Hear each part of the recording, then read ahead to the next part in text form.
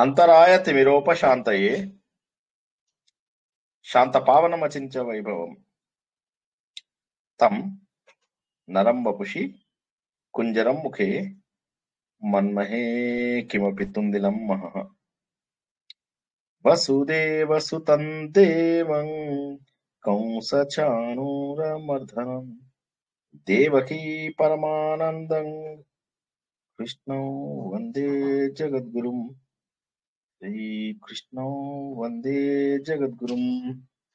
భగవద్బంధువులకు, ఆత్మస్వరూపులకు, సత్యాన్వేషులకు స్వాగతం, సుస్వాగతం. పంచమ వేదం అంటే 5వ వేదం అయినటువంటి మహాభారతంలో ఆది పర్వం పూర్తి చేసుకున్నాం. సభా పర్వం ఈ రోజుతో పూర్తవుతుంది. ప్రారంభమయ్యేది అరణ్య పర్వం. చాలా పెద్దది. ఎన్నో నీతులు, ఎన్నో కథలు, జీవితంలో నేర్చుకునే నీతులు ఎన్నో లెక్కలేనన్ని. జీవితంలో ఎన్ని కష్టాలు వచ్చినప్పటికీ కూడా ఎలా ఎదుర్కోవాలి, కష్టమును కష్టంగా తీసుకోకుండా వాటిని భరిస్తూ ముందుకు ఎలా వెళ్ళాలి అనే విషయాలు మనము అరణ్య పర్వంలో తెలుసుకుంటాం. సభా పర్వం, సభ. ఈ సభా పర్వం లోపల చాలా ముఖ్యమైనటువంటి విషయాలు మనం అందరం కూడా తెలుసుకుందాం. ఏం తెలుసుకున్నాం? సభా పర్వం లోపల ముందు మయసభ నిర్మాణం. మయసభతో ప్రారంభమైంది సభా పర్వం. అర్జునుడు మయాసురుని కాపాడడం, దానికి కృతజ్ఞతగా అతడు మయసభని చక్కగా తీర్చిదిద్దడం, తన దగ్గర లేని వస్తువులు కూడా మళ్ళీ వెళ్ళి వృషపర్వుడికి తను నిర్మించినటువంటి గొప్ప సభకు ఉపయోగించిన వస్తువులన్నీ ఇక్కడికి తీసుకొస్తాడు. మళ్ళీ తీసుకొచ్చి ఇక్కడ అద్భుతంగా, ఆశ్చర్యకరంగా దీన్ని నిర్మిస్తాడు. యుధిష్ఠిరుడు చాలా సంతోషపడతాడు. ఎందుకంటే ముందు ఏదో పాడుబడినటువంటి భూమిని తీసుకోవాల్సి వస్తుంది. ఖాండవ ప్రస్థం. ఆ ఖాండవ ప్రస్థాన్ని ఇంత అద్భుతంగా మయసభగా మార్చడం అనేది వీరి అదృష్టం. చాలా రోజుల తర్వాత రాజసూయ యాగం చేయాలని సంకల్పిస్తాడు. ఎందుకంటే వాళ్ళ నాన్నగారికి ఒక కోరిక, నా అబ్బాయి రాజసూయ యాగం చేస్తే బాగుంటుంది అని చెప్పేసి. అందుకని చెప్పేసి రాజసూయ యాగం చేస్తాడు అనమాట. నారదుడు వచ్చి చెప్తాడు, మీ నాన్నగారి కోరిక అది నేను ఆయనని స్వర్గంలో కలిశాను అని చెప్పి చెప్తాడు అనమాట. చెప్తే సరే అని చెప్పి రాజసూయ యాగం చెయ్యాలి అంటే నలుదిక్కులా వెళ్ళి ఎంతో మంది రాజులను నయాన భయాన ఓడించి తీరాలి. అటువంటప్పుడు ఎలా అంటే నలుగురిని అందరినీ అన్ని పక్కలకు పంపిస్తారు. కానీ పంపించే ముందు జరాసంధుడు ఎవరైతే ఉన్నారో జరాసంధుడిని ముందు వధ చేయాలి అని చెప్పి తెలుసుకుంటారు. వెళ్ళి జరాసంధుడి వధని శ్రీకృష్ణుడి ఆధ్వర్యం లోపల పూర్తి చేసుకుంటారు. అందులో మనం జరాసంధుడి వృత్తాంతము ఇవన్నీ కూడా చక్కగా తెలుసుకున్నాం. తర్వాత మళ్ళీ మనం ఏమైంది, గొప్పగా జరిగింది రాజసూయ యాగం, చాలా గొప్పగా జరిగింది. అందులోపల ఒకరికి గౌరవం ఇవ్వాలి, పెద్దల గౌరవం అంటారు అది. ఆ పెద్దల గౌరవం అనేటటువంటిది శ్రీకృష్ణుడికి అందరిలోకి కూడా ఉన్నతుడుగా అతనికి ఇద్దామని చెప్పేసి భీష్ముడే చెప్తాడు. చెప్పినా కూడా వినకుండా శిశుపాలుడు ఆయనకి ఇది ఇవ్వడం ఏమిటి, ఆయన ఇలాంటి వాడు, ఆయన అలాంటి వాడు, ఎన్నో రకాల దూషణలు చేస్తే అప్పుడు భీష్ముడు శ్రీకృష్ణుడి యొక్క వృత్తాంతం అంతా చెప్తాడు. ఆయన శ్రీకృష్ణుడు అని అనుకుంటున్నావు, నీకు కనిపించే వ్యక్తి అనుకుంటున్నావు, కానీ కాదు, ఆయన అవతార పురుషుడు అని చెప్పి శ్రీకృష్ణుడి యొక్క అవతారాలన్నీ చెప్తాడు. రామావతారం వరకు, కృష్ణావతారంలో కూడా తను చేసినటువంటి సంహారాలన్నీ చెప్పి ధర్మ సంరక్షణార్థం కోసం భగవంతుడు అవతారం ఎత్తుతాడు. అటువంటి వాడు శ్రీకృష్ణుడిని నువ్వు అలా దూషించడం తప్పు అని చెప్పి అయినా కూడా అతను దూషిస్తాడు. అప్పుడు శ్రీకృష్ణుడు ఇంకా సమయం ఆసన్నమైంది అని చెప్పేసి అతన్ని తన లోపల కలిపేసుకుంటాడు, తన కంఠము నరికేయడం ద్వారా. ఇతడు శిశుపాలుడు, దంతభక్తుడు, వీళ్ళిద్దరూ కూడా జయ విజయులు పూర్వజన్మలో అని మనం తెలుసుకున్నాము. ఈ విధంగా వాళ్ళ యొక్క 3వ జన్మ కూడా పూర్తయి వాళ్ళ జయ విజయులుగా వెళ్ళిపోతారు అనమాట. శిశుపాలుడి తర్వాత కొన్ని రోజులకే దంతభక్తుడి మరణం కూడా జరుగుతుంది. సో ఈ విధంగా అత్యద్భుతమైనటువంటి ఘట్టాన్ని మనము రాజసూయ యాగంలో తెలుసుకున్నాము. ఈ రాజసూయ యాగం లోపల అందరూ వెళ్ళిపోయినా కూడా కొన్నాళ్ళు దుర్యోధనుడు ఉండిపోయి ఈ గొప్ప అంతా కూడా చూస్తూ ఉంటాడు అనమాట. చాలా రోజుల పాటు చూసి చాలా బాధపడతాడు. అందులో ఫైనాన్స్, ఈ డబ్బుల కలెక్షన్ ఇవన్నీ కూడా తనే చేస్తాడా. అందరూ ఇచ్చినటువంటి బహుమతులను చూసి తను అసూయతో నిండిపోతాడు. ఇవన్నీ వెళ్ళి తండ్రికి శకునికి చెప్తాడనమాట. నేను అసూయ తట్టుకోలేకుండా ఉన్నాను, నా జీవితం వృధా అనిపిస్తుంది అంటే తండ్రి అంటాడు, నీకేం తక్కువరా, నువ్వు హస్తినాపురానికి రాజువి, ఎంత చెప్పినా కూడా వినాడు. అసూయ అనేటటువంటిది గెలిచినప్పుడు ఎవ్వరు ఎంత చెప్పినా కూడా వినరు. ఆ అసూయ లోపల అవతల వాళ్ళని నాశనం చెయ్యాలి అనేటటువంటి భావన కూడా కలుగుతుంది. అవతల వాడు చచ్చిపోయినా కూడా పర్వాలేదు అనేటటువంటి భావన కలుగుతుంది. అందులో ద్రౌపది లాంటి అందగత్తెని పెళ్లి చేసుకున్నారనేటటువంటి ఒక అసూయ అయితే, ఇక్కడ చూసినట్లయితే వీళ్ళు ఇంత ఆనందంగా ఉన్నారు. ప్రపంచంలో ఎక్కడెక్కడ జనాలు వచ్చి వీళ్ళకి గిఫ్ట్స్ ఇవ్వడానికి లైన్లు కట్టారు. కొంతమందికి ఫ్రీ పాసులు ఇచ్చిన లోపలికి రాలేకపోయారు. మన ఆర్సీబీ గ్రౌండ్ లాగా అంతకంటే కష్టమైపోయింది లోపల రావడానికి. జనాలు చిన్నస్వామి స్టేడియంలో ఎంతైతే కష్టమైందో అంతకంటే ఎక్కువ కష్టమైంది వీళ్ళందరూ లోపల రావడానికి. గిఫ్ట్లు ఇవ్వడానికి అంతంత లైన్లు. ఇవన్నీ చెప్తున్నాడు తండ్రికి. ఆ డబ్బు ఇవి నేను చెప్పలేను నాన్న అని చెప్పేసి అవన్నీ కూడా వర్ణించి వర్ణించి మరి బాధపడతాడు. వర్ణించి బాధపడతాడు. అప్పుడు శకుని ఆలోచిస్తాడు, ఇలా కాదు, అతన్ని నువ్వు తీసుకురా, తీసుకొచ్చి ఏదో రకంగా అతన్ని ఇక్కడికి జూదంకి పిలుద్దాం, జూదం లోపల ఓడిద్దాం అని చెప్పగానే ధృతరాష్ట్రుడు ఒప్పుకుంటాడు, కానీ విదురుడు ఒప్పుకోడు కదా అని అంటాడు. మా తమ్ముడు విదురుడు కొద్దిగా పాండవ పక్షపాతి, అతను ఒప్పుకోడు అని అంటే, లేదు లేదు విదురుడు నొప్పిద్దామని విదురుడు నొప్పిస్తారు. ముందు ఒక సభ నిర్మాణం చేద్దాము అని చెప్పి మయ సభ లాంటి మరో సభని మంచిగా ఇక్కడ నిర్మాణం చేస్తారు. తక్కువ టైంలో షార్ట్ డ్యూరేషన్ లో గొప్ప సభని నిర్మిస్తారు. దాని ప్రారంభోత్సవం అని చెప్పినట్లుగా పాండవులను పిలుస్తారు అన్నమాట. అక్కడికి పిలిచి ఖాళీగా ఉన్నప్పుడు దాదా ఆడుకుందాం అని చెప్పేసి చెప్తారు. ఆడుకుందామని చెప్తారు. ఆట లోపల వీళ్ళందరినీ కూడా పాండవులందరినీ కూడా ఓడించేస్తారు. ఓడించిన తర్వాత పాండవులు మొత్తం కోల్పోవడం జరుగుతుంది. తర్వాత మళ్ళీ దాన్ని అన్నింటినీ కూడా ధృతరాష్ట్రుడు మళ్ళీ వెనక్కి ఇచ్చేయడం జరుగుతుంది. ఇచ్చేసిన తర్వాత ఈసారి తప్పు ఇంకా దుర్యోధనుడు బాధపడతాడు. లేదు లేదు, ఎట్టి పరిస్థితుల లోపల కూడా ఈసారి మనం వాళ్ళని పిలిచినప్పుడు డబ్బు పెట్టకూడదు పందెంగా, వాళ్ళని ఊర్లోంచి బయటికి వెళ్ళగొట్టేసేయాలి అని చెప్పేసి 12 సంవత్సరాల అరణ్యవాసము, 1 సంవత్సరము అజ్ఞాతవాసము అని చెప్పేసి ఈ విధమైనటువంటి నియమాలన్నీ కూడా పెట్టి దారుణంగా వాళ్ళని ఓడిస్తారన్నమాట. ఈ జూదము, అరణ్యవాసము ఎంత దారుణం. ధర్మం అనేటటువంటిది చాలా కష్టం. దీన్ని పాటించడం అనేటటువంటిది మామూలు కష్టం కాదు.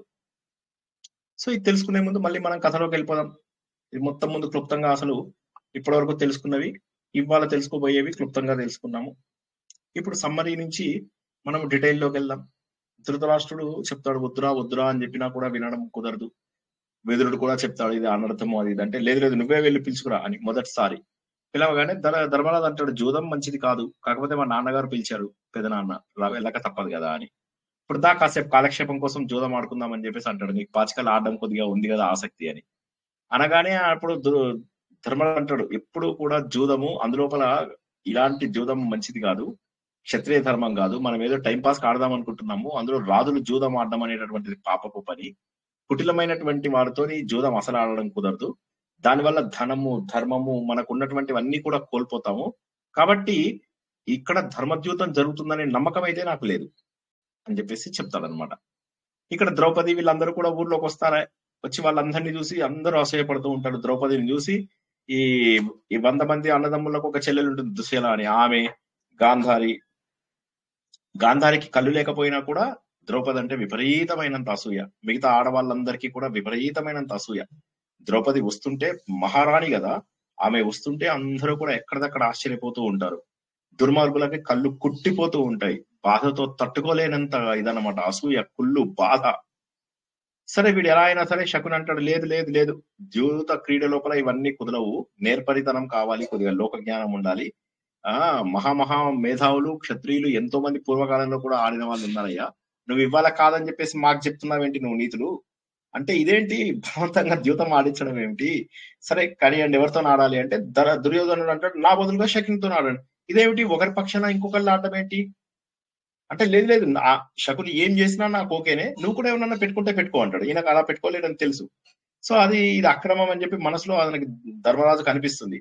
అనుకుని కూడా సరే తన రత్న ఖచ్చిత కంకణాలు ఉంటాయన్నమాట, వాటిని ముందు పరంగా పెడతాడనమాట. పెట్టగానే జూదం స్నేహపూరితంగానే జరుగుతుందేమోలే అని చెప్పి భీష్ముడు అనుకుంటూ ఉంటాడు. ఇంతలోకి అక్కడిని చూస్తున్నటువంటి మిగతా వాళ్ళందరూ కూడా, ధృతరాష్ట్రుడికి కొద్దిగా తెలుసు ఆల్రెడీ స్టోరీ, ఆయన బాధపడుతూ ఉంటాడు, విదురుడు బాధపడుతూ ఉంటాడు, కృపాచార్యుడు బాధపడుతూ ఉంటాడు, ద్రోణాచార్యుడు బాధపడుతూ ఉంటాడు, అశ్వత్థామ కూడా బాధపడుతూ ఉంటాడు. అశ్వత్థామకి చివరి వరకు కూడా దుర్యోధనుడు అంటే మంచి ఒపీనియన్ ఎప్పుడూ కూడా లేదు. చివరి లోపల రాక్షసంగా ప్రవర్తించాడు కానీ యుద్ధకాండ లోపల చివరిలో అసలు ఇక్కడ అలా కాదు. అసలు దుర్యోధనుడు చేస్తున్న పనికి అతను కూడా బాధపడుతూ ఉంటాడు. సో శకుని ప్రత్యేకంగా తను జయించుకున్నటువంటి పాచికలతో ఆడుతున్నాడు. దాంతో ధర్మరాజు కొద్దిసేపటికి పంతం కూడా పెరిగింది. ఒక్కొక్కటి పెడుతున్నాడు, ఓడిపోతున్నాడు. బంగారు భాండారాలు అంటే ఏమంటారు మీరు, వేర్ హౌసెస్ పెడతాడు. వజ్రాలు వేర్ హౌస్, చలో తీసుకురా వేర్ హౌస్, రత్నాలు వేర్ హౌస్ మొత్తం పెట్టేస్తాడు. బంగారు నిధులు, ఏనుగులు, గుర్రాలు, ఆఖరికి వీళ్ళకు దాసి జనాలు అని చెప్పేసి ఉంటారు కదా, దాసి జనాలను కూడా పెట్టేస్తాడు. పెట్టేసిన తర్వాత ఇంకా వీళ్ళకి చిన్న చిన్న పనులు చేసే సేవకులు లాంటి వాళ్ళని కూడా పెట్టేస్తారు అనమాట. పెట్టేసిన తర్వాత ఇంకా ఇంకా ఇంకా మంచి హై క్లాస్ గుర్రాలు ఉంటాయి. హై క్లాస్ గుర్రాలు, ఆవులు, సేన అన్నింటినీ ఒక్కొక్కటి పెడుతూ ఉంటాడు, ఓడిపోతుంటాడు. ముందేమో ఏమాత్రం ఇష్టం లేకుండా ఆడినటువంటి ధర్మరాజు క్రమ పద్ధతి లోపల మాత్సర్యం పెరిగిపోతూ ఉంటుంది. నేను గెలవాలి అనేటటువంటి మదం కూడా పెరుగుతూ ఉంటుంది. ఆ ఆ ఎందుకు ఓడిపోవాలి అని చెప్పేసి విదురుడు అంటాడన్నమాట, దుర్యోధనుడు పాపాత్ముడు, వీడి వల్ల మొత్తం వంశం నాశనం అయిపోతుంది, చూడు నా మాట విను, నువ్వు ఇప్పటికైనా ఆపేసేయి. వాళ్ళు పరాయి వాళ్ళ చెప్పు, మన వాళ్ళే కదా, మన కురువంశం వాళ్ళే, మన కురువంశం మొత్తం నాశనం అవుతుంది, ఇప్పటికైనా ఆపేసేయి. దుర్యోధను నువ్వు నివారించు, నువ్వు తండ్రిగా నువ్వు చెప్తే వింటాడు, ధర్మాన్ని కాపాడు. అత్యాశతో ఇతను యుద్ధానికి కూడా కాలు దుబ్బే పరిస్థితి వస్తుంది, ఇంకా ఈ దుర్మార్గపు జోదాన్ని ఆపు అని చెప్తాడు. ధృతరాష్ట్రుడు మాత్రం మౌనంగా ఉంటాడు. ఎక్కడో తనకు కూడా అసూయగా ఉంది, చిన్నప్పటి నుంచి వీళ్ళు గెలుస్తూ, అంటే ప్రేమ కూడా ఉంటుంది, ధృతరాష్ట్రుడికి ప్రేమ లేదని కాదు, కానీ ఆ అసూయ అనేటటువంటిది ప్రేమను గెలుస్తుంది. అందుకే మీరు చూడండి, ఎక్కువ మంది లోపల అసూయ, మనం చూస్తున్నటువంటి చాలా మంది లోపల అన్నిటికంటే కూడా చెడ్డ లక్షణం అసూయ. ఈ అసూయ ఏ స్థాయికి వెళ్తుందంటే, అవతల వాళ్ళని చంపేసినా సరే, చిన్న చిన్న విషయాలకు కూడా అవతల వాళ్ళని చంపేసినటువంటి సందర్భాలు ఉంటాయి అసూయతోటి. అవతల వాడు చచ్చిపోతే బాగుండు అన్నటువంటి ఇలాంటివి కూడా మనము మన నిత్య జీవితంలో ఎంతో మందిలో చూస్తూ ఉంటాం. చాలా చిన్న చిన్న కారణాలకి ఏమీ ఉండదు, వాళ్ళు వీళ్ళకి చేసినటువంటి చెడు ఏమీ ఉండదు, కానీ కేవలం అసూయ. అందులో ఏమిటి, మహానుభావులైనటువంటి ధర్మరాజు, ప్రపంచం మొత్తాన్ని జయించినటువంటి ధర్మరాజు, అత్యంత శక్తివంతులైనటువంటి తమ్ముళ్ళు, ప్రపంచంలోనే అందగత్తె అయినటువంటి ద్రౌపది, తెలివైనటువంటి ద్రౌపది, అనుకువగా ఉన్నటువంటి ద్రౌపది, ఈ రోజుల్లో ప్రతి ఆడది ఆదర్శంగా తీసుకోవాల్సినటువంటి ద్రౌపది, అటువంటిది ఇంత గొప్ప శక్తులన్నీ ఉండి కూడా ఈ చిన్న జూదం వల్ల పాపం అలా వెళ్ళిపోతూ ఉంటాడు. ఇప్పుడు దుర్యోధనుడు పక్క నుంచి వింటూ ఉంటాడు విదురుడు మాట్లాడుతుంటే, నువ్వు ఎప్పుడు అంతే, పాండవులు అంటే చాలు నువ్వు వాళ్ళ పక్షంలోనే మాట్లాడతావు, నువ్వు ఎప్పుడైనా మా గురించి మాట్లాడావా? అందులో శత్రువుల సంపదనని సులభంగా మనం అందుకునేటటువంటి పద్ధతి అనేది రాజధర్మం, ఇది రాజనీతి, ఇంత మాత్రం తెలియదా నీకు? నువ్వు మాకు బుద్ధులు నేర్పిస్తున్నావా? ఏ రకంగా బుద్ధులు నేర్పిస్తున్నావు అంటే, నీకు చెడ్డ మాటలే కరెక్ట్ అయ్యా, నీకు మంచి మాటలు నువ్వు వినవు, పాండవులతో వైరం మంచిది కాదు, నా మాట విను అంటాడు. ధర్మరాజు అంటాడు, సరేనయ్యా, నీ ధర్మరాజు తోటి ఈయన శకుని అంటాడు, ఏమయ్యా నీ సంపద అంతా పెట్టావు, సరే అవంతా ఓడిపోతున్నావు క్షణం, ఇప్పుడు ఏం పెడతావు, ఇంకేముంది అంటాడు అన్నమాట. అనగానే ఈయన ఆలోచిస్తాడు, తను యాక్చువల్ గా కొంత బ్రాహ్మణులకి, కొంత ఇది ఆలయాలకు కొంత స్థలాలు, తర్వాత డబ్బు ఆ రోజుల లోపల ఇస్తుండేవాళ్ళు అన్నమాట. ఇస్తూ ఉంటే అవి పెట్టడానికి నాకు అర్హత ఉండదు, తన రాజ్యంలోనే ఉన్నప్పటికీ కూడా ఒకసారి వాళ్ళ కోసం కేటాయించిన తర్వాత మళ్ళీ తీసుకునేటటువంటి హక్కు ఉండదు. సో అందుకోసం అని చెప్పేసి పాపం ఏం చేయలేని పరిస్థితి ఉంటుంది. ఇక సరే, ఇక అప్పుడు ఏం చేస్తానంటే మెల్లమెల్లగా తన తమ్ముళ్ళందరినీ పెడతాడు, సహదేవుడు, నకులుడు, అర్జునుడు, భీముడు. పెట్టిన తర్వాత అంతా అయిపోయాక తనను తాను కూడా ఓడగొట్టేసుకుంటాడు. ఓడగొట్టుకున్నాక, ఏమయ్యా నిన్ను కూడా ఏదన్నావు, ఇంకా ఓడిపోయావు నువ్వు అంటే, 5 ఇలా బానిసల్లాగా ఒక పక్క కూర్చుంటారు. ఇలా కూర్చోగానే, ఎందుకయ్యా అలా కూర్చుంటావు, ఇంకా నీ దగ్గర ఏం ధనం లేదా? ఉంది కదా నీకు దగ్గర ధనం అంటాడు. నా దగ్గర ఏముందయ్యా అంటాడు. కర్ణుడు అంటాడు అనమాట, ఉంది కదా, ద్రౌపది ఉంది కదా, ఆమెను కూడా ఇల్లు పెట్టు, ఆమెను కూడా ఆమె ద్వారా మీ అందరికి లక్క కలిసి రావచ్చు, లేడీ లక్, చెప్పు అని చెప్పేసి చెప్తాడు. చెప్పగానే ఆయన ఇంగ్లీష్ లో కూడా చెప్పేసరికి ఈయన ఆశ్చర్యపోతాడు, అరే ఈయనకి ఇంగ్లీష్ కూడా వచ్చు కదా కర్ణుడికి అని చెప్పేసి. ప్రాబ్లం ఏంటంటే, ధర్మరాజుకి ఇంగ్లీష్ రాదు, కర్ణుడికి ఇంగ్లీష్ వచ్చు. ఇంగ్లీష్ అప్పుడు లేదు కదా, అట్లా ఏం లేదు, వాళ్ళు ఇంగ్లీష్ లేకపోతే ఇంగ్లీష్ లో మాట్లాడుకోకూడదు లేదంటారా? సో వాళ్ళు ఏం చేస్తారంటే, అప్పుడు సో ద్రౌపదిని కూడా ఇది, అప్పుడు ద్రౌపదిని ఇంకా తీసుకొస్తాడు, నిజంగానే లేడీ లక్ ఏమైనా కలిసి వస్తుందో చూద్దాం అనుకుంటాడు అని తీసుకొస్తాడు. ఈసారి భార్యను కూడా ఓడిపోతాడు. ఓడిపోగానే ఒక్కసారిగా సభ లోపల కంప్లీట్ సైలెన్స్, అందరూ నిశ్శబ్దంగా అయిపోతారు, అందరూ బాధగా ఉంటారు, అందరూ ఖిన్నులైతారు. ఎస్పెషల్లీ ద్రోణాచార్యుడు, భీష్మాచార్యుడు, విదురుడు, వీళ్ళందరూ షాక్. కృపాచార్యుడు, అందులో ద్రోణాచార్యుడికి తన శిష్యులాయ, అందులో మంచి శిష్యులు, అల్లా తప్ప గలీజ్గాలు కాదు కదా వీళ్ళు, చాలా మంచి వాళ్ళు. వాళ్ళని చూసి ఒక్కసారి ఇటు చూస్తేనేమో దుశ్శాసనుడు, సైంధవుడు, కర్ణుడు, వీడు దుర్యోధనుడు, వీళ్ళందరూ ఆనందంగా. ధృతరాష్ట్రుడికి మనసు లోపల పిచ్చి ఆనందం అన్నమాట, అమ్మయ్య వీళ్ళు బానిసలైపోయారు, నా పిల్లలే ఇప్పుడు ఇంకా యోధులు. అంతకు ముందు రోజే నా కొడుకు ఎంత బాధపడ్డాడమ్మా, పాపం పిల్లాడే ఎంత బాధపడిపోయాడు, నా దగ్గర కూర్చుని ఏడ్చాడు తెలుసా పిల్లాడు, కళ్ళు మూసుకుపోయాయంటే. ధర్మరాజు లాంటి వాడిని కూడా ధృతరాష్ట్రుడు అలా చేశాడు అంటే ఒక్కసారి ఆలోచించు.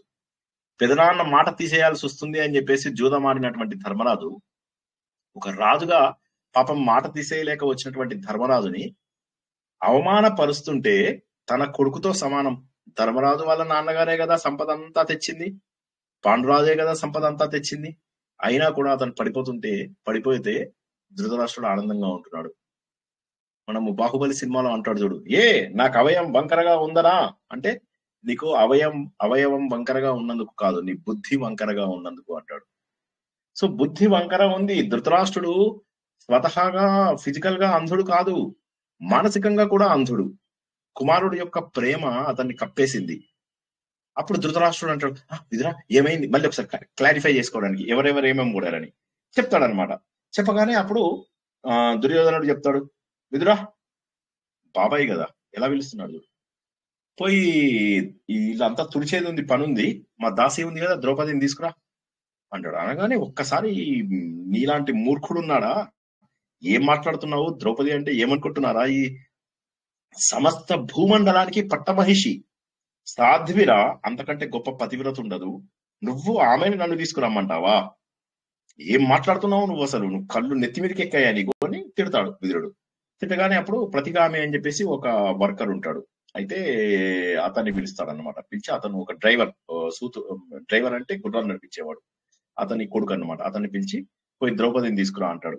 అతను ద్రౌపది దగ్గరికి వెళ్తాడు. అక్కడేమో ద్రౌపది ఫుల్ రిచ్, ఇది అందరూ వచ్చి చుట్టూరా ఆమెను చేరి, దాసీలందరూ కూడా చేరి ఆమెతో చాలా అద్భుతంగా, ఆమె కూడా మనసులో చాలా సంతోషంగా వస్తుంది. ఇంత గుర్తింపు, ఇంతమంది తనను గుర్తుపడుతున్నారు, ఇంత ఆనందంగా ఉంది జీవితం, ఇంత రిచ్. ఇది చుట్టాల్లోకి ఎప్పుడైతే మనం జీవితంలో ఆనందంగా ఉంటామో అప్పుడు చుట్టాలకి చూపించుకోవాలనిపించడం సహజం. చుట్టాలందరూ కూడా మనల్ని గుర్తుపట్టి మన ధనాన్ని, మన విజయాలని, మన సంతోషాలని మన చుట్టాలందరూ కూడా చూసి మన గొప్పతనాన్ని పొగుడుతూ ఉంటే ఆనందం వేరు. అందరూ చుట్టుమూగి ఆమె గురించి అడుగుతూ, ఆమెతో మాట్లాడుతూ, ఊర్లో వాళ్ళందరూ ఇవన్నీ చేస్తుంటే చాలా సంతోషపడుతూ ఆనందంగా ఉన్నటువంటి సమయంలో వీడొచ్చేసి అమ్మ ధర్మరాజు జూదం లోపల సమస్త సామ్రాజ్యాన్ని, అన్నదమ్ములను, తనను, నిన్ను అందరినీ ఓడిపోయాడు. దుర్యోధన మహారాజు నిన్ను సభకి తీసుకురమ్మని చెప్పేసి నన్ను పంపాడు, పద అంటాడు. షాక్ ఆమె. ఒకే క్షణంలో బండ్లు ఓడలైతాయి, ఓడలు బండ్లు అవుతాయి. వీటిని చూసి ఎప్పుడు కూడా మనం మోసపోకూడదు, వీటిని శాశ్వతం అని అనుకోకూడదు. శాశ్వతం అని అనుకున్నావా అయిపోయింది, నీ జీవితం పోయినట్టే. ఇవన్నీ కూడా అశాశ్వతాలు. ఏ క్షణంలో డబ్బు ఎవరి దగ్గరికి వెళ్తుందో తెలియదు, ఏ క్షణంలో నీ జీవితం ఎటు మారిపోతుందో తెలియదు, ఏ క్షణంలో ఇదంతా కూడా కళ అయితే బాగుండు అని అనిపిస్తుంది, ఏ క్షణంలో జీవితంలో ఈ గంట గడిస్తే చాలు అని చెప్పేసి అనిపిస్తుంది, ఈ రోజు గడిస్తే చాలు, ఈ జీవితం ఈ రోజు ఇలా ముగిసిపోతే చాలు అన్నంత బాధ కలుగుతూ ఉంటుంది. అటువంటి రోజు ఆమెకది. ఒక్కసారిగా చీకటి పడిపోయింది. అంతవరకు కూడా ఫుల్ ఆనందంగా ఉన్నటువంటి ఆమె ఒక్కసారి విషాదంలో మునిగిపోతుంది. ఏ క్షణంలో అయినా, ఏ యుగంలో అయినా కూడా ఎంత దుర్మార్గుడైనటువంటి జూదగాడైనా భార్యను ఓడిపోయిన వాడు ఉన్నాడా అని చెప్పి అతనితో అడుగుతుంటుంది అనమాట. భార్యను ఓడిపోయిన వాడు ఉన్నాడా? ధర్మరాజు అట్లా చేశాడా? ఎలా చేశాడంటావు? నన్ను ఓడిపోయి తను ఓడాడా, లేక తను ఓడిపోయి నన్ను ఓడాడా? ఒకసారి కనుక్కుని వస్తావా అంటే, నీకు తెలుసా అంటే నాకు తెలియదు అంటాడు. నీకు కనుక్కుని వస్తావా, నీకు తెలియదు అంటున్నావు కదా, ఆయనే కనుక్కున్నా అని. అప్పుడు ఆయన అక్కడ వచ్చేసి అందరి లోపల చెప్తాడు అనమాట. చెప్పగానే దుర్యోధన అంటాడు, ఇది కష్టమైనది, ఈ ప్రశ్నకు మేము సమాధానం చెప్పడం అనేటటువంటిది చాలా కష్టము, ఆమెను ఇక్కడికి వచ్చి అడగమను, నువ్వు వెళ్ళి ద్రౌపదిని తీసుకురా అని. అప్పుడు మళ్ళీ ఆమెని పిలిపిస్తారు. పిలిపిస్తే అప్పుడు ద్రౌపది అక్కడికి వస్తుంది అనమాట. వస్తే అయితే ఆమె ఏకవస్త్రం అనమాట ఆ సమయం లోపల. సో అప్పుడు ఆమె ఎక్కడికి రాగానే పాండవులందరూ కూడా తలకాయ దించుకుని ఉంటారు అనమాట. సరే దుశ్శాసనుడితో అంటారు, ద్రౌపదిని ఇక్కడ గుంజుకురా అంటే ఇట్లా గుంజుకుని తీసుకొస్తూ ఉంటాడు జుట్టు పట్టుకుని. ఇంకా వీళ్ళు చాలా ఆమె పారిపోతూ ఉంటుంది అనమాట. పారిపోయి పాపం గాంధారి వెనకాల దాక్కుంటుంది. గాంధారికి కూడా మనసులో సంతోషం, అప్పటిదాకా అసూయ. ఇప్పుడు నేను తిట్టాలనిపించింది, నా నోట్లోంచి ఒక మాట రాబోయింది కానీ ఊరుకున్నాను. సో అలాగా గాంధారికి కూడా మనసులో సంతోషం ద్రౌపది యొక్క అవస్థను చూసినాక. ఇప్పటిదాకా కూడా మహారాణి లాంటి అద్భుతమైనటువంటి ఇది ఉంది, ఇప్పుడు పిల్లిలాగా నా వెనకాల నక్కింది అని చెప్పేసి ఆనందపడుతుంది గాంధారి. ఆమె వెనక నుంచి వీడు లాగుతాడు దుశ్శాసనుడు, లాగి తీసుకెళ్లిపోయి ఎక్కడికి పోతావు నువ్వు, శకుని జూదం లోపల గెలిచాడు, నువ్వు ఇప్పుడు ఎవరి సొత్తు అనుకుంటున్నావు, మా సుయోధనుడి సొత్తువి నువ్వు. సొత్తు ఏంటి, ఆడవాళ్ళు సొత్తా? దుర్మార్గుడా, ఆడవాళ్ళు నీకు సొత్తా? నీ భర్తలు ఏం చేశాడో తెలుసా, నిన్ను, ఈ రాజ్యాన్ని, వాళ్ళని కూడా పోగొట్టుకున్నారు. వాళ్ళందరూ ఒక బానిసలు అక్కడ కూర్చున్నారు చూడు, ఎలా బానిసల్లాగా. మేము తిట్టినా కూడా సిగ్గు లేకుండా శరం లేకుండా ఎలా కూర్చున్నారో చూడు అంటే అప్పుడు ఆమె బతుములాడుకుంటుంది. ఏడుపు వచ్చేస్తుంది సార్ ఈ మాట చెప్తుంటే, ద్రౌపదిని లాగారని చెప్పేసి ఏడుపు వచ్చేస్తుంది. అయ్యా నేను ఏకవస్త్రని, నన్ను ముట్టొద్దు ప్లీజ్, నేను ఇలా రాలేనయ్యా, సభలోకి రాలేను, ఇంకా బాలేదు, అమ్మ నన్ను కాపాడు అంటే వాడు దుశ్శాసనుడు అంటాడు అనమాట, నువ్వు ఏకవస్త్రవా వివస్త్రవా నాకు సంబంధం లేదు, నువ్వు మా దాసివి, నిన్ను జుట్టు పట్టుకుని లాక్కెళ్ళిపోతానని అలా దారుణంగా తీసుకెళ్లిపోతాడు అనమాట. తీసుకెళ్లిపోగానే అప్పుడు అక్కడ సభలో ఉన్నటువంటి పెద్దలందరూ కూడా చూస్తూ ఉంటారు, అలాగా ఏమీ అనలేరు అన్నమాట. చూస్తూ ఉంటే వాడు ఇంకా అవమానం ఇప్పుడు అంటుందన్నమాట, ఇలాగ మీ అందరి ముందు ఇంతమంది సభలో ఇంత పెద్దలు ఉన్నారు, మీ అందరి ముందు నాకు ఇంత అవమానం జరగదా, అధర్మం పెరిగిపోయిందా, కలియుగం ఎప్పుడు వస్తుందన్నారు కదా, ఇప్పుడే వచ్చేసిందా, శ్రీకృష్ణ ఎక్కడున్నావు. ఇక భీముడు ధర్మరాజుతో అంటాడు, అన్నా నువ్వు కదా ఇది చేసింది, మమ్మల్ని నువ్వు జూదంలో ఓడావు కాబట్టి ఇది కదా జరిగింది, అసలు నువ్వు ఆమెను ఎలా పెట్టావు, ఎవరిని అడిగి పెట్టావు నువ్వు ఆమెని అని అన్నయ్య మీద ఇష్టం వచ్చినట్టు వాయించి పెడతాడనమాట. నాకు గద చేతిలో లేదు కానీ నిన్ను ఇట్లా కొట్టావన్నట్టు అన్ని చెప్తూ ఉంటాడు. ద్రౌపదికి చూడు ఎలాంటి అవమానం జరుగుతుందో, అధర్మం జరుగుతోందని. ఇది జూదం కూడా దొంగ జూదం, తెలిసి కూడా నువ్వు ఆడడానికి నీకు ఎంత అవుతుంది అన్నయ్య, ఇప్పుడు ఇలా చేసినందుకు నీ చెయ్యి కాల్చేయద్దా, నేను నువ్వు దుర్మార్గుడివి కాదా అన్నయ్య, నీ చెయ్యి కాల్చేయద్దా అని. అప్పుడు వెంటనే అర్జునుడు ఇది చేస్తాడు, అరే ఎవరు అనుకుంటున్నావురా, అన్నయ్య ఎందుకు వచ్చాడు, స్నేహంగా పిలిచినటువంటి ఆట, అయినా మనల్ని జూదంకి పిలిచారా, వీళ్ళు పిలవలేదు, సభ ఏదో ఓపెనింగ్ చేస్తున్నామని చెప్పేసి పిలిచారు, ఓపెనింగ్ సెరమనీ కోసం వచ్చాం, కాలక్షేపం కోసం ఆడుకున్నామన్నాం, తండ్రి పిలిచిన తర్వాత తప్పదు అని చెప్పేసి వచ్చాడు, ఒక రాజుగా చేయాల్సిన బాధ్యత కోసము వచ్చాడు. అందులోపల ఆటలో ఒక్కొక్కసారి యు గెట్ క్యారీడ్ అవే, అందువల్ల అన్నయ్య ఓడిపోయాడు, అంతేగాని విధి వైపరీత్యం, అన్నయ్య తప్పేమీ లేదు అంటాడు. ఇది చూస్తున్నప్పుడు ఈ దుర్యోధనుడి తమ్ముడు ఒక ఆయన ఉంటాడు, వికర్ణుడు అని, అతను వెంటనే వస్తాడు. ఈ సభలో ఉన్నటువంటి ఇంతమంది పెద్దలు గురువులు అందరూ మౌనంగా ఉంటారా, ధర్మజ్ఞులు కాదా మీరంతా, ఇక్కడ జరుగుతున్నది ఒక్క 1% అయినా కూడా ధర్మం గాని నీతి గాని నిజాయితీ గాని ఏదన్నా జరుగుతుందా, అందరూ కామ్గా ఉంటారు.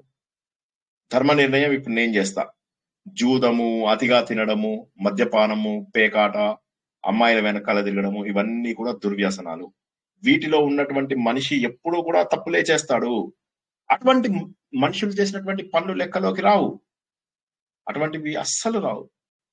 ఒక జూదరి చేత పిలిచినటువంటి వ్యసనపరుడైనటువంటి మరో జూదరి వీళ్ళ చేతిలో ఒక అమ్మాయి బానిస అయితుంటే నేను ఎట్లా ఊరుకుంటాను. పాండవులకేమో అందరికీ ఉమ్మడిగా ఆమె భార్య, ఈ ధర్మరాజుకు పెట్టే ఛాన్స్ ఎక్కడి నుంచి వచ్చింది, ఒక్కడెలా పెడతాడు, తనకేం అధికారం ఉంది ఆమె మీద, 5గురు సొత్తు ఆమె, ఆల్రెడీ 4గురిని కోల్పోయాడు, వాళ్ళందరి పర్మిషన్ లేకుండా తనది ఓన్లీ 20% మాత్రమే ఉంది, ఆయన ఎట్లా పెట్టాడు. ఇదన్నీ కాక మీకు అసలు ఏమన్నా న్యాయం ఉందా, ఆమె ఏకవస్త్రరా, ఆమె తీసుకొస్తారా ఇక్కడికి. అప్పుడు కర్ణుడు అంటాడు అనమాట, నువ్వు చిన్నవాడివయ్యా, నీకేం తెలియదు. కర్ణుడికి ఇక ఆనందం, ఎందుకంటే కర్ణుడిని కూడా ఆమె ఇందులో ఓడగొట్టింది, ఇది మన మత్స్య యంత్రం లోపల కర్ణుడు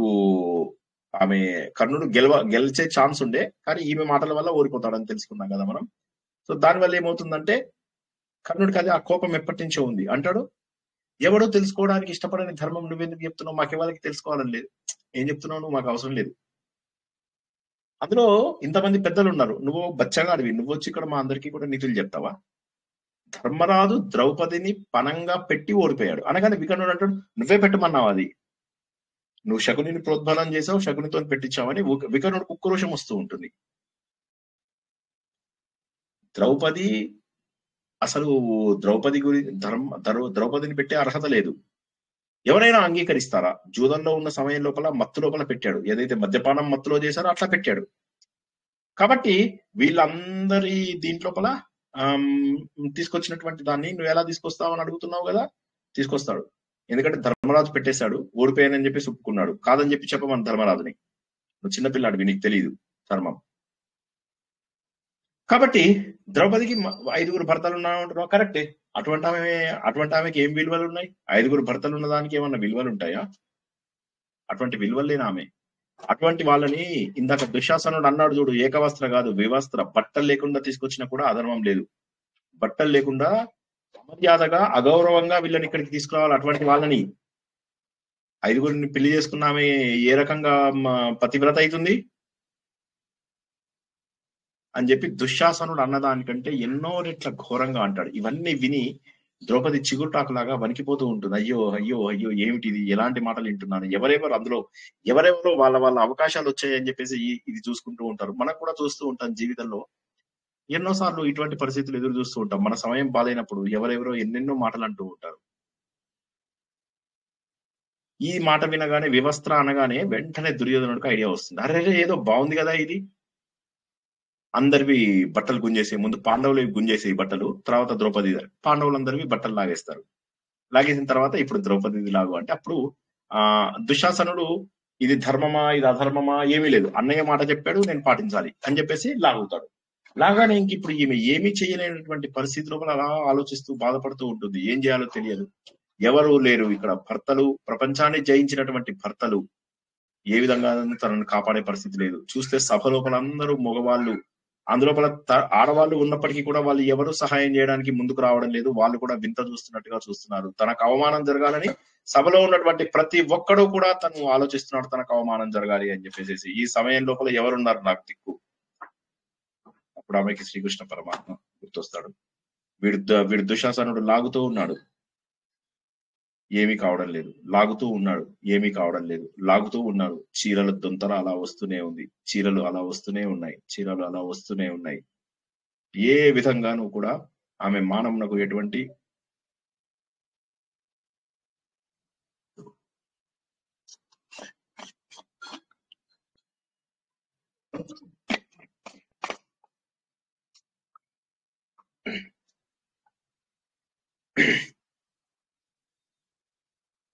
ఎటువంటి బాధ, ఎటువంటి ఇది లేకుండా భగవంతుడు ఆమెను కాపాడుతూ ఉంటాడు. లాగి లాగి లాగి దుశ్శాసనుడు అలసిపోతూ ఉంటాడు. అన్ని అలా చూసినట్లయితే దుశ్శాసనుడు చూసేసరికి అందరూ దుర్యోధనుడు ఏంటో ఇంత చిన్న పని కూడా చేయలేవా అన్నట్టుగా దుశ్శాసనుడు సిగ్గుతోటి తలకాయ ఉంచుకుంటాడు. ద్రౌపది ఎలా చీరగట్టుకున్నామే అలాగే కనిపిస్తుంది. అప్పుడు చూసి భీముడు అంటాడన్నమాట, కురు వృద్ధులు ఉన్నారు, బంధువులు ఉన్నారు, అనేక మంది ఇక్కడ చూస్తున్నారు. మా ఒంటి మీద కూడా బట్టలు తీసేసి మమ్మల్ని చిన్న చిన్న అంగాస్త్రాల మీద నిలబెట్టావు. మా భార్యని మా కళ్ళ ముందే ఇంత ఘోరమైనటువంటి అవమానం చేశావు. రాక్షస రాజ్యమా ఇది? తుర్కాలు పరిపాలిస్తున్నటువంటి దేశమా ఇది? ఈ దుశ్శాసనుణ్ణి, దుర్యోధనుడు ఎప్పుడైతే చూస్తున్నాడో అప్పుడు ఘోరంగా చంపి వాడి భక్ష్యస్థలం చీల్చి రక్తం తాగకపోతే నా పేరు కాదు. ఇలా చెయ్యకపోతే నేను నా తల్లిదండ్రులు, నా పితామహులకి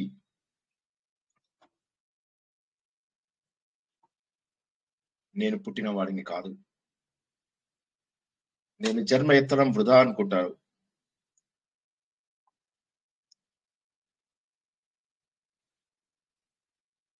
అని ఆవేశంలో బాధలో చెప్తాడు. అప్పుడు సభలో ఉన్న వాళ్ళు ఒక్కసారిగా వణికిపోతారు. ఆ భీకర ప్రతిజ్ఞ విన్న తర్వాత అందరూ కూడా వణికిపోతారు ఆ సభ లోపల. కుమారుడితోని ఇంత పిచ్చి ప్రేమ ఉండడం తప్పు అని చెప్పేసి అందరూ అనుకుంటూ ఉన్నారు అనమాట. అప్పుడు వెంటనే విదురుడు లేస్తాడు, శాంతపరుస్తాడు. ద్రౌపది అడిగిన దాని గురించి ఆలోచిద్దాం ముందు. ఆమె అడిగిన దానికి జవాబుందా? ఏ విధంగా కూడా ఇక్కడ మనం న్యాయం చేయడానికి ఇంతమంది పెద్దల ముందు మనం న్యాయం చేయకపోతే తప్పు. ఒకసారి ప్రహ్లాదుడి దగ్గరికి ఆయన కుమారుడు అయినటువంటి విరోచనుడు, ఇంకొక బ్రాహ్మణుడు సుధన్వుడు అనేటటువంటి బ్రాహ్మణుడు వస్తారు. వచ్చినప్పుడు వాళ్ళిద్దరిలో నేను గొప్ప అంటే నేను గొప్ప అని వాళ్ళిద్దరూ ఒకరితో ఒకరు కొట్టుకున్నారు. అప్పుడు చివరికి వాళ్ళు జడ్జిగా ప్రహ్లాదుడి దగ్గరికే వెళ్తారు. ప్రహ్లాదుడి దగ్గరికి వెళ్ళి అంటారు అనమాట, నువ్వు జడ్జిగా పెట్టినప్పుడు నువ్వు సరైనటువంటి జడ్జిమెంట్ ఇవ్వాలి, న్యాయాన్ని చెయ్యాలి. నిన్ను ఆ స్థానంలో ఉంచినప్పుడు నువ్వు ఆ స్థానానికి నువ్వు సరైనటువంటి అర్హత ఉంది అని చెప్పేసి మాకు రుజువు చూపించాలి. నువ్వు అక్కడ కూర్చునే అర్హత ఉందా లేదా అని. అదేవిధంగా ఇప్పుడు ద్రౌపది మన అందరినీ కూడా ఒక ప్రశ్న వేస్తోంది. దానికి జవాబు మనం చెప్పగలుగుతామా అనగానే భీష్ముడు అంటాడు, చెప్పడం కష్టం కదా అంటాడు. మిగతా వాళ్ళు దుర్యోధనుడికి భయపడి కొంతమంది నోళ్ళిప్పారు. నేను పాండవుల ఇల్లాలి, శ్రీకృష్ణ పరమాత్మ యొక్క సోదరిని. ఇలా అవమానింపబడ్డాను. నేను అడిగిన దానికి ఎందుకు జవాబు చెప్పరు? నేను దాసినా కాదా చెప్పండి అని చెప్పేసి భీష్ముడు దండం పెడతాడు. అమ్మా, ఇంత పెద్ద ధర్మ సందేహంకి నేను జవాబు చెప్పలేను, ధర్మరాజు ఒక్కడే సమాధానం చెప్పగలడు అని చెప్పేసి తప్పించేసుకుంటాడు. ఆయన కూడా సమాధానం చెప్పలేడు. అప్పుడు కర్ణుడికి ఇంకా ఒళ్ళు మండుతూ ఉంటుంది. అసలు మొత్తం మహాభారతంలో పాపాత్ముడు కర్ణుడే అని మనం మొదటి నుంచి తెలుసుకున్నాం. వాడు చూసే, తరుణి ఏం మాట్లాడుతున్నావు, నీకు 5 భర్తలు, 5 భర్తల కంటే ఒక భర్తను చూజ్ చేసుకుంటే మంచిది కదా, ఓడిపోయిన 5 భర్తలు కావాలా, జూదం లోపల గెలిచి ధైర్యంగా నిలబడ్డటువంటి ఒక భర్త కావాలా అని చెప్పేసి ద్రౌపదిని ఇట్లా దుర్యోధనుడి వైపు చూపిస్తాడు అనమాట.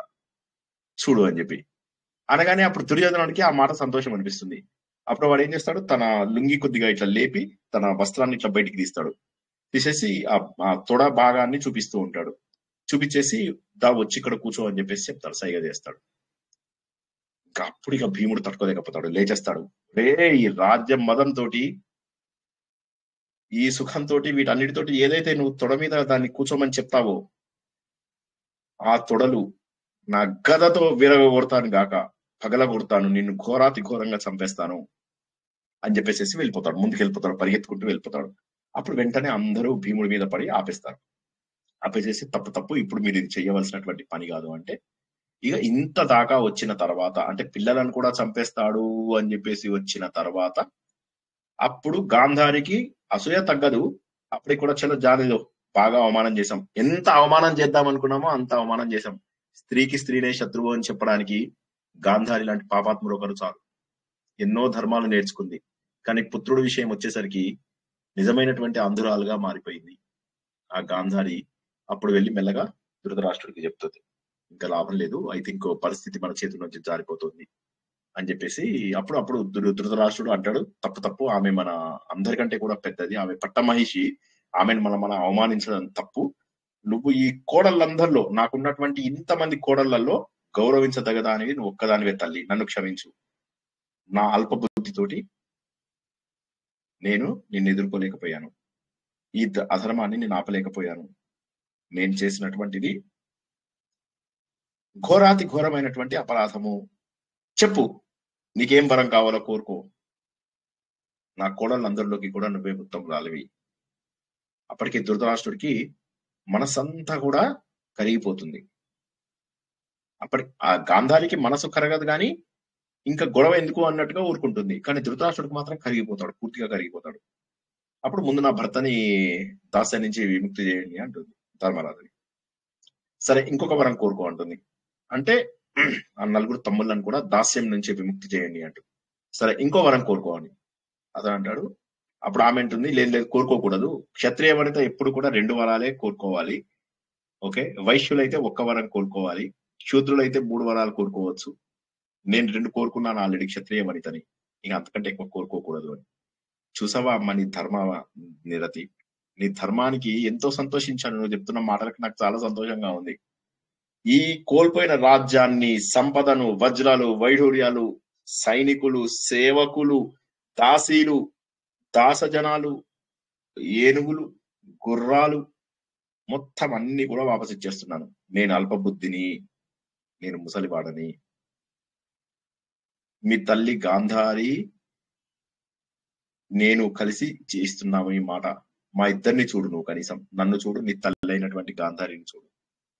మా ఇద్దరిని చూసి వాళ్ళని క్షమించేసాయి. ఇక ఏది మనసులో పెట్టుకోకు, ఆనందంగా నువ్వు ఇంద్రప్రస్థానికి వెళ్ళిపో, సుఖంగా రాజ్యం చేసుకోండి, మీకు మా దీవెనలు. మీరు మహారాజుల్లాగా వెనక్కి వెళ్తున్నారు, మిమ్మల్ని ఎవరు అవమానించేటటువంటి పరిస్థితి లేదు అనగానే భీముడికి మనసు లోపల కొద్దిగా బాధ. భార్య ద్వారా గెలుచుకున్నామా మేము అని అని వీళ్ళందరినీ చంపేసి నేను రాజ్యం తీసుకుంటానని అనుభూతూ ఉంటాడు. అప్పుడు వెంటనే ధర్మరాజు భీముడిని అంటాడు, తప్పు, ఇవి మాట్లాడకు అని చెప్పేసి అంటాడు అనమాట. సో అప్పుడు వీళ్ళందరూ సంతోషంగా వెనక్కి వెళ్ళిపోతారు. వెనక్కి వెళ్ళిపోగానే రాత్రి కూర్చుంటాడు దుష్ట చతుష్టయం. ఏం జరిగిందిరా, చేతిలోకి వచ్చిన దాన్ని నాన్నగారు ఇంత లాస్ట్ మినిట్ లో ఇలా కరిగిపోయి మనకు హ్యాండ్ ఇచ్చేశారు, ఎంత చక్కగా గెలిచాం, కొద్దిసేపు అయితే బట్టలు పూర్తిగా విప్పేయగలిగే వాళ్ళం, ఈ దుశ్శాసనుడు అలిసిపోయాడు. పాండవులను అయితే చూడు, అంగవస్త్రాల మీద నిలబెట్టాం రా, మస్తు ఇన్సల్ట్ చేశాంలే వాళ్ళని. ఏమి శత్రుత్వం లేదు పాపం, అమాయకమైనటువంటి పాండవులు. ఏ రకమైనటువంటి అపాయం చేసిన వాళ్ళు కాదు, ఏ రకమైనటువంటి ప్రమాదము చేసిన వారు కాదు పాండవులు. వాళ్ళని తీసుకొచ్చి వాళ్ళని అవమానపరిచి, వాళ్ళ భార్యని అవమానపరిచి, అసూయలో కూడా ఎంత స్థాయిలో ఉంటుందో చూసుకోండి. అందుకే గుర్తుంచుకోండి, మన పైన ఎవరైనా నేరాలు చెప్తున్నారు, మన పైన ఎవరైనా చాడీలు చెప్తున్నారు, మన గురించి ఎవరైనా చెడుగా అనుకుంటున్నారు, వదిలేసేయండి. అసూయాపరులు ఏ స్థాయికైనా వెళ్తారు. అసూయ ఉన్న వాళ్ళు చంపేయడానికి కూడా సిద్ధమవుతారు. అప్పుడు అంటాడన్నమాట, ఇంకా వెంటనే ఇది ధృతరాష్ట్రుడితో అంటాడు, ఇంకా లాభం లేదు, వాళ్ళని మనం కొట్లాడి గెలవడము అసంభవము. ఇక మన దగ్గర ఉన్నటువంటిది ఒకటే మార్గం ఏంటంటే, మళ్ళీ జూదంకి పిలుద్దాం, నీ మాట కాదన్నాడు, పిలిచి మళ్ళీ ఆడిద్దాం, మళ్ళీ ఆడిచ్చి ఈసారి ఏం చేద్దామంటే అడవికి పంపిద్దాం అని చెప్పేసి అంటారు. అని చెప్పి మళ్ళీ ఇంకోసారి వీళ్ళని పిలుస్తారు అనమాట.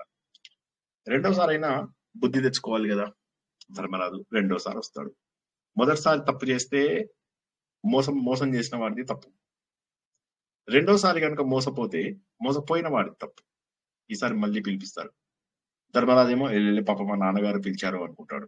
మనసులో ఎక్కడో ఉంటుందేమో, భవిష్యత్ తెలియదు. మరి వ్యాస భారతంలో అయితే రాయలేదన్నమాట, తండ్రి పిలిచినందుకే వెళ్ళాడన్నమాట రాశారు.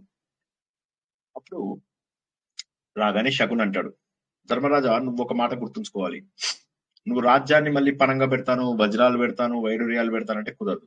అవన్నీ ధృతరాష్ట్రుడు మీకు దానంగా ఇచ్చేసినవి, అవి పెడితే మేము ఒప్పుకోం. అవన్నీ కూడా నువ్వు జూదంలో పెట్టడానికి అర్హత లేదు. కాబట్టి నేను ఒక న్యూ ప్లాన్ ఒకటి పెట్టాను. ఆ వినూత్నమైనటువంటిది, ఇది చాలా నోవెల్ ఐడియా నాకు వచ్చింది.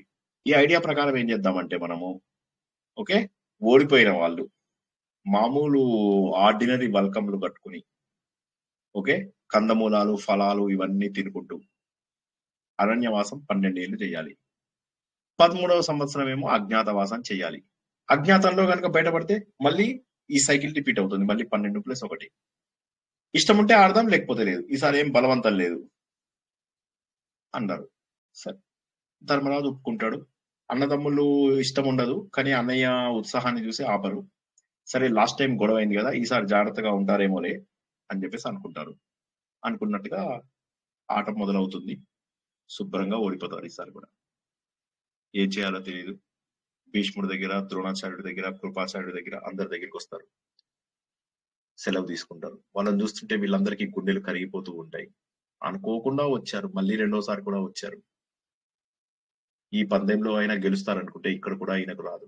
ద్రౌపది అప్పటికే అంటూ ఉంటుంది కదా, నీకు ఆడడం కూడా సరిగ్గా రాదయ్యా, నీకు ఆట లోపల ప్రావీణ్యత లేదు, పోయి శకునితోనే ఎందుకు ఆడతావని కూడా అంటుంది పాపం ద్రౌపది.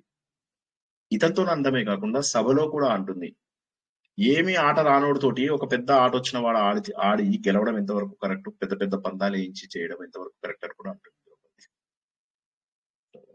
అయినా కూడా వినడు. ఈయన వచ్చేసి ధర్మరాజు వాళ్ళు ఈసారి ధర్మబద్ధంగా ఓడిపోయారా, ఏం అనడానికి వీల్లేదు. మాట ఒప్పుకున్నది, అగ్రిమెంట్ ప్రకారం అందరికీ దండాలు పెట్టారు. తల్లి దగ్గరికి వచ్చారు. తల్లి చాలా బాధపడుతుంది. ఇలాంటి పరిస్థితి చూడాల్సి వస్తుందనేమో, బహుశా మీ నాన్నగారు మాదిరి ముందు వెళ్ళిపోయారా, నేను ఇదంతా చూడాల్సి వస్తుంది, నేను దురదృష్టవంతురాల్ని, నా జీవితం అంతా ఇదే. శ్రీకృష్ణ, ఇక నువ్వే కాపాడాలి మా పిల్లల్ని, అమాయకులైనటువంటి పిల్లలు. కోడలు కూడా కనిపిస్తుంది, కోడల్ని కూడా దీవిస్తుంది, ఏమీ చేయలేమమ్మా, భరించకు అని చెప్పి అందరూ కలిసి అడవికి బయలుదేరుతూ ఉంటారు. ఊరంతా వస్తూ ఉంటుంది. అయ్యో, కొంతకాలం కిందటే మహారాజుల్లాగా ప్రపంచాన్ని జయించినటువంటి విజేతలు ఈ రోజు చూడు ఎటువంటి బట్టలు కట్టుకొని వెళ్ళిపోతున్నారు. ధర్మరాజు తన ముఖంకి ఒక బట్ట కప్పుకుంటాడు. ఎందుకంటే తన చూపులు ఆ వేడి తట్టుకోలేక ప్రపంచం అంతా కాలిపోతుందేమో అన్నంత ఉద్దేశంతో దహించి పడుతుంది, జనాలు పట్టణాలు దహించి పడిపోతాయి అని చెప్పేసి అది మూసుకుంటాడు. ఇక భీముడు మాత్రం ఇలా ఇలా ఛాతీని ముందుకేసి నడుస్తాడు. ఇంకా నాకు అవకాశం వచ్చింది, భుజబలం చూపించేటటువంటి అవకాశం వచ్చింది అని. అర్జునుడేమో బాణాలు ధరించి ఉంటాడనమాట. ఎలా అయినా సరే శత్రువులను నేను సంహరించే తీరుతాను అని అర్జునుడి భావం. నకులుడు, సహదేవుడు ముఖాలు కప్పుకుంటూ ఉంటారు, నల్లటి వాళ్ళు తెల్లగా ఉంటారనమాట, నల్లగా మసి పూసుకుంటారు, మలిన దేహాలతోటి నడుస్తూ ఉంటారు. ఇక ద్రౌపది తడిసిన వస్త్రాలు, విరిచేసినటువంటి కురులు, దుఃఖపడుతూ భర్తలని పోగొట్టుకుని, ఈ కౌరవుల భార్యలు కూడా ఇదే విధంగా రాజ్యాన్ని విధిక్కరించి వెళ్ళిపోతారు. ఘోరాతి ఘోరమైనటువంటి శాపం మీ అందరికీ అన్నటువంటి ఉద్దేశంలో ఆమె వెళ్తుంటే చూసినటువంటి జనాలందరికీ అనిపిస్తుంది. వీళ్ళందరి వెనక తలక వంచుకుని నడుస్తూ ఉంటుంది ద్రౌపది. పాండవులతో పాటు దౌమ్యుడు, వేలాది మంది బ్రాహ్మణులు వీళ్ళందరూ కూడా అనుసరిస్తారు. ఈ విధంగా పాండవులంతా కూడా అరణ్యంలోకి పయనించారు. లోపల సభ 2 సార్లు సభ అనేటటువంటిది వచ్చింది. మయ సభ మొదటిది, రెండవది మళ్ళీ వీళ్ళని జూదానికి పిలవడం కోసం అని చెప్పేసి వచ్చినటువంటి సభ. ఏ రకంగా చూసినా కూడా ధర్మరాజు జూదం ఒప్పుకోవడం అనేది అంత ఇష్టమైనటువంటిది కాదు. ధర్మరాజుకు జూదం ఆడడం ఇష్టం లేదు.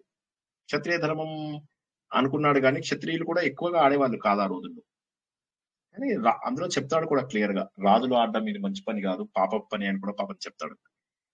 కానీ ధర్మరాజు చేసినటువంటిది తప్పే. ఇది ఎవరు చెప్పాడు? జూదం లోపల గెలవడం అనేటటువంటిది ఎప్పుడు కూడా తప్పే అని చెప్పేసి దేవలుడు చెప్తాడు. జూదాన్ని ధర్మరాజు సమర్థించాడు. జూదం ఆడాలి, జూదం కనుక నువ్వు ఆపేస్తే నువ్వు భయపడుతున్నట్టే అని చెప్పేసి శకుని రెచ్చగొడతాడు. అప్పుడు ఈయన అంటాడనమాట, బలవంతంగా పిలిస్తే మేము ఎట్లా ఆడతామన్న టైప్ లోపల. కానీ మళ్ళీ వెనక్కి వెళ్లకుండా లొంగిపోతాడు. సో తను అనుకున్న పంతం మీద ఉండుంటే బహుశా ధర్మరాజు బాగుండేదేమో, మనం ఆలోచించాలి.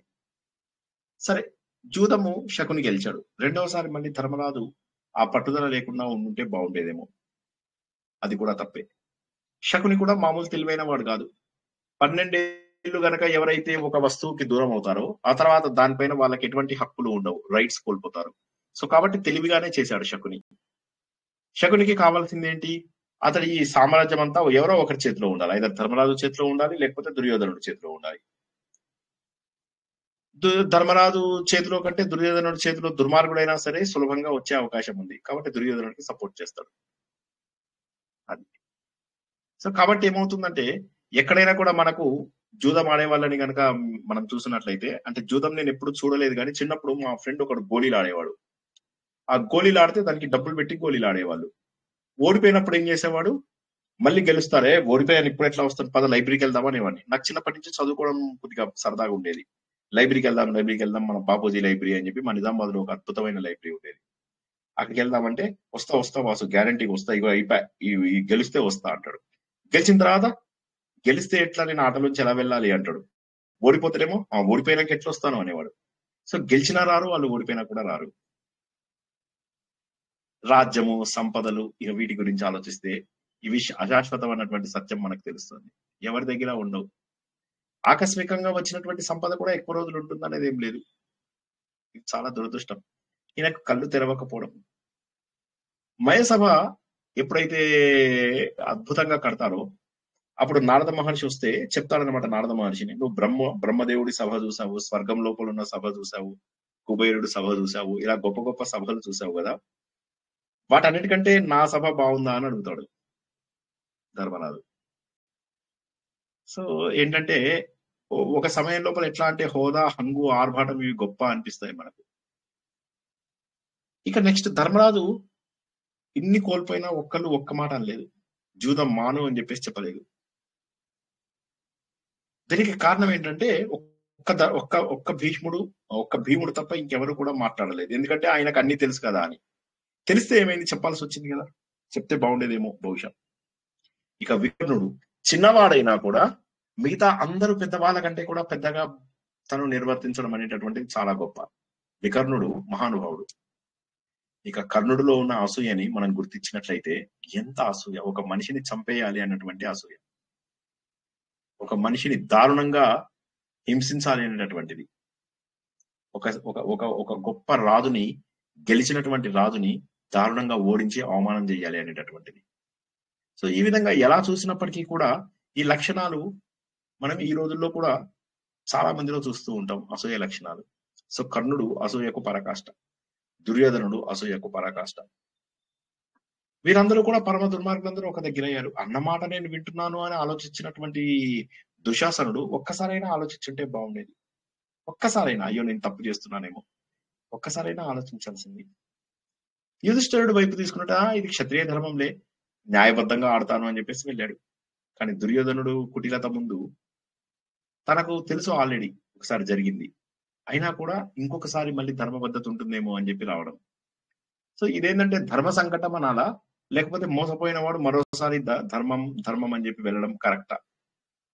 ముళ్ళును ముళ్ళుతో తీయడమే కరెక్టా? ఒకసారి ఆలోచించాల్సినటువంటి విషయం. యుధిష్ఠిరుడు అన్ని కోల్పోయాడు, ద్రౌపదిని కూడా. ఇతనికి ఉన్నటువంటి బుద్ధి, ఆత్మగౌరవం అన్ని కూడా శకుని యొక్క మాయతో ఊడిపోయాయి. అంటే నువ్వు ఎంత బలవంతుడివి అనేది కాదు, అవతల వాడు ఎంత తెలివైన వాడు అనే దానిపైన నువ్వు ఆధారపడాలి. అవతల వాడు తెలివిగా నిన్ను ఓడగొట్టాడు, అది తప్పు చోట ఉపయోగించాడు తెలివి. గురుగారు ఇక్కడ మనం ఇంకోటి కూడా చెప్పవచ్చు కదా మన ఇక్కడ, అంటే ధర్మం కూడా ఎప్పుడు గట్టు, ధర్మానికి కూడా ఒక లిమిట్ ఉంది. అంతే, correct correct, absolutely correct, 100% correct. ధర్మానికి కూడా ఒక లిమిట్ ఉంది, ఆ లిమిట్ దాటకూడదు, దాటితే ఇదే జరుగుతుంది. దాటకూడదు. అంటే ఇంకా గమ్మత్ ఏంటంటే ద్రౌపది విషయం తీసుకుందాం. ద్రౌపదిని ఏకవస్త్రగా తీసుకురావడం అనేటటువంటిది దురదృష్టం, తన తొడపై కూర్చోమనడం ఇంకా దురదృష్టం. ఆమె దాసి ఒకదానికి ఎక్స్ప్లెనేషన్ అది ఏంటంటే, ఫస్ట్ ధర్మరాజు ఓడిపోయిన తర్వాత ఇక అతనికి ద్రౌపదిని పెట్టే ఛాన్స్ ఎక్కడుంది సార్ ధర్మరాజుకి? అందుకే కదా అందరూ నోరు మూసుకుని వాపసు ఒప్పేసుకున్నారు. దానికి జవాబు ధర్మరాజు కూడా చెప్పడు. దానికి వ్యాసుడు అదే మాటను 50 సార్లు అడుగుతాడు, 50 సార్లు అడిగిస్తాడు, ఎవరు జవాబు చెప్పరు. ధర్మరాజు కూడా జవాబు చెప్పలేడు.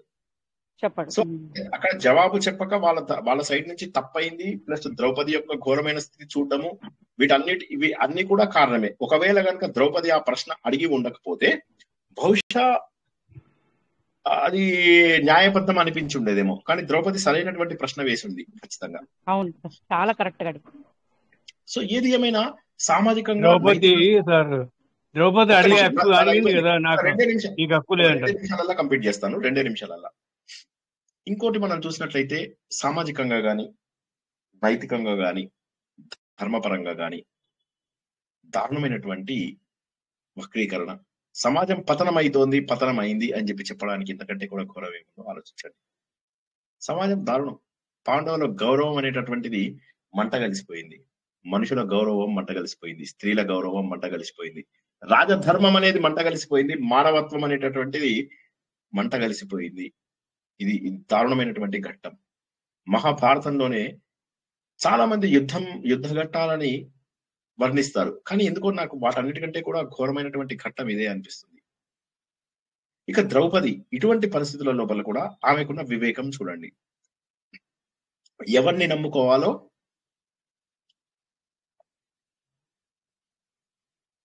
వాళ్ళని నమ్ముకుద్ది. ధైర్యంగా నిలబడింది తన ప్రాబ్లంకి తను.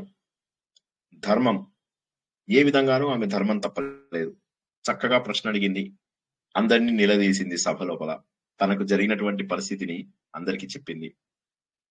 ఇది సామాన్యమైనటువంటి శక్తి కాదు, దైవీ శక్తి అయి ఉండవచ్చు, దైవ చర్య కూడా అయి ఉండవచ్చు. అన్యాయానికి, అహంకారానికి తప్పకుండా ఎప్పటికైనా కూడా పరిష్కారం ఉంది. అది ఈ రూపం లోపల మనకు ఈ సంఘటన తర్వాత మనకు అర్థమైంది ఏంటంటే దేవుడు ఆమెతోటి నిలబడ్డాడు అన్న విషయం మనం చూసుకోవచ్చు. యుధిష్ఠిరుడు చేసిన తప్పు రెండోసారి రావడం, దానివల్ల ఏమైపోయింది, ధర్మరాజు పైన కూడా తప్పు ఉంది. సో తాత్వికంగా కనుక మనం ఆలోచించినట్లయితే ధర్మరాజు ఏదైతే ధర్మ సంకటంలో ఉన్నవాడి నిర్ణయం ఎప్పుడు కూడా దారుణంగానే ఉంటుంది. సో అందుకోసం మీరు ధర్మ సంకటం ఉందనుకో, ఏం చేయాలా, అది చేయాలా, ఇది అక్కడ మీకు ఎప్పుడు ప్రాబ్లం వస్తుంది. ఎస్పెషల్లీ కలియుగంలో మరీ ఎక్కువ. అంటే మనల్ని మనం ప్రశ్నించుకోకూడదని నేను అనడం లేదు, కానీ ఒకసారి ఆలోచించండి, అంటే ధర్మ సంకటం అవసరమా? అయ్యో ఇది చేస్తే ఎలా ఉంటుంది, అయ్యో నేను చేసి ఉండాల్సింది చెయ్యి, ఇంత అవసరం లేదు. కానీ ధర్మ సంకటంలో ఉండి ఒక నిర్ణయం కనుక తీసుకున్నట్లయితే, ధర్మ సంకటం వచ్చినప్పుడు వదిలేయడం బెటర్, నిర్ణయం తీసుకోకపోవడం బెటర్. డౌట్ వచ్చిందంటే, if you are in doubt don't take any step. ఇది మనం ఒక గుణపాఠంగా నేర్చుకుందాం. ఎందుకంటే ఆయన తీసుకున్నటువంటిది ఎంత దారుణమైన, అది చేయకుండా వదిలేయాలా సార్? అంతే, ఆ పని చేయకుండా ఉంటే అంతే బెటర్. ధర్మ సంకటంగా ఉన్నప్పుడు వదిలేయడం, అది డౌట్ ఉంది అంటే చేయకపోవడం బెటర్. ఎందుకంటే ఇక్కడ మనకు అది తర్వాత ఇంకోటి ఏంటి, ద్రౌపదిని పరంగా పెట్టడం తప్పే. అదేంటి, స్త్రీ స్వాతంత్రం పైన, ఆమె హక్కుల పైన ఇది ఒక ఎన్క్రోచ్మెంట్ లాంటిది. వస్త్రాపహరణం అనేటటువంటిది ఏంటంటే అహంకారానికి ప్రతిరూపం. సమాజంలో నీతి విలువలు పడిపోయాయి, నైతిక విలువలు పడిపోయాయి అని చెప్పేటటువంటి ఒక సంఘటన. శ్రీకృష్ణుడు సరైనటువంటి సమయం లోపల ధర్మం ఉన్నప్పుడు వారికి సర్వదా భగవంతుడి యొక్క అనుగ్రహం ఉంటుంది అని చెప్పడం. చివరగా వీళ్ళందరూ వెళ్ళేటటువంటి అరణ్యవాసం. అరణ్యవాసం అనేటటువంటిది ఎప్పుడు కూడా ఏంటంటే ధర్మాచరణ ఒక త్యాగానికి నిన్ను గురి చేస్తుంది అని చెప్పి ఇక్కడ తెలుసుకోవాలి. మహానుభావులు ప్రపంచంలోనే వీరులు, ఇక వీరిని ఓడించే వాళ్ళు ఎవరు లేరు, కానీ త్యాగం చేయాల్సి వస్తుంది.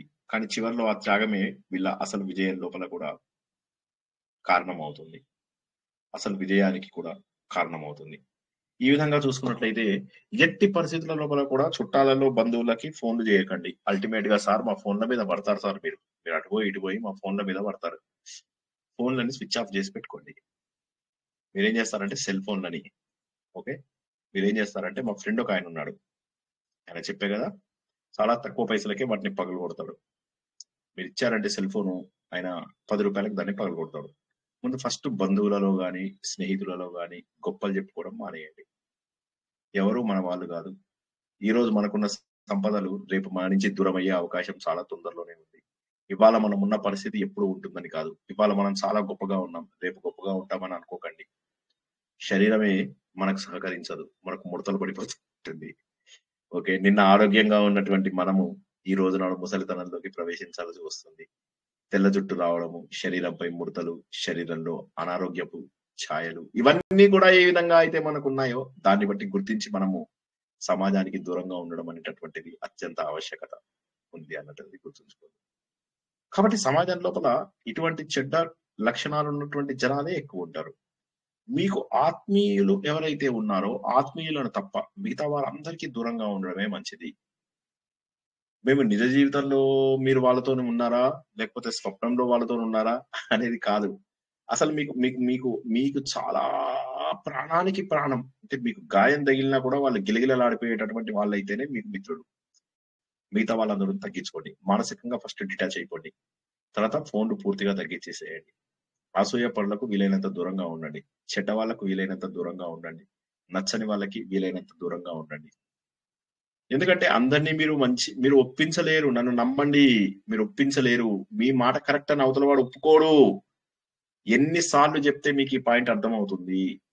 మీరు కరెక్ట్ అని ఎవ్వడు ఒప్పుకోడు. మీరు కరెక్ట్ కరెక్ట్ 100% కరెక్ట్.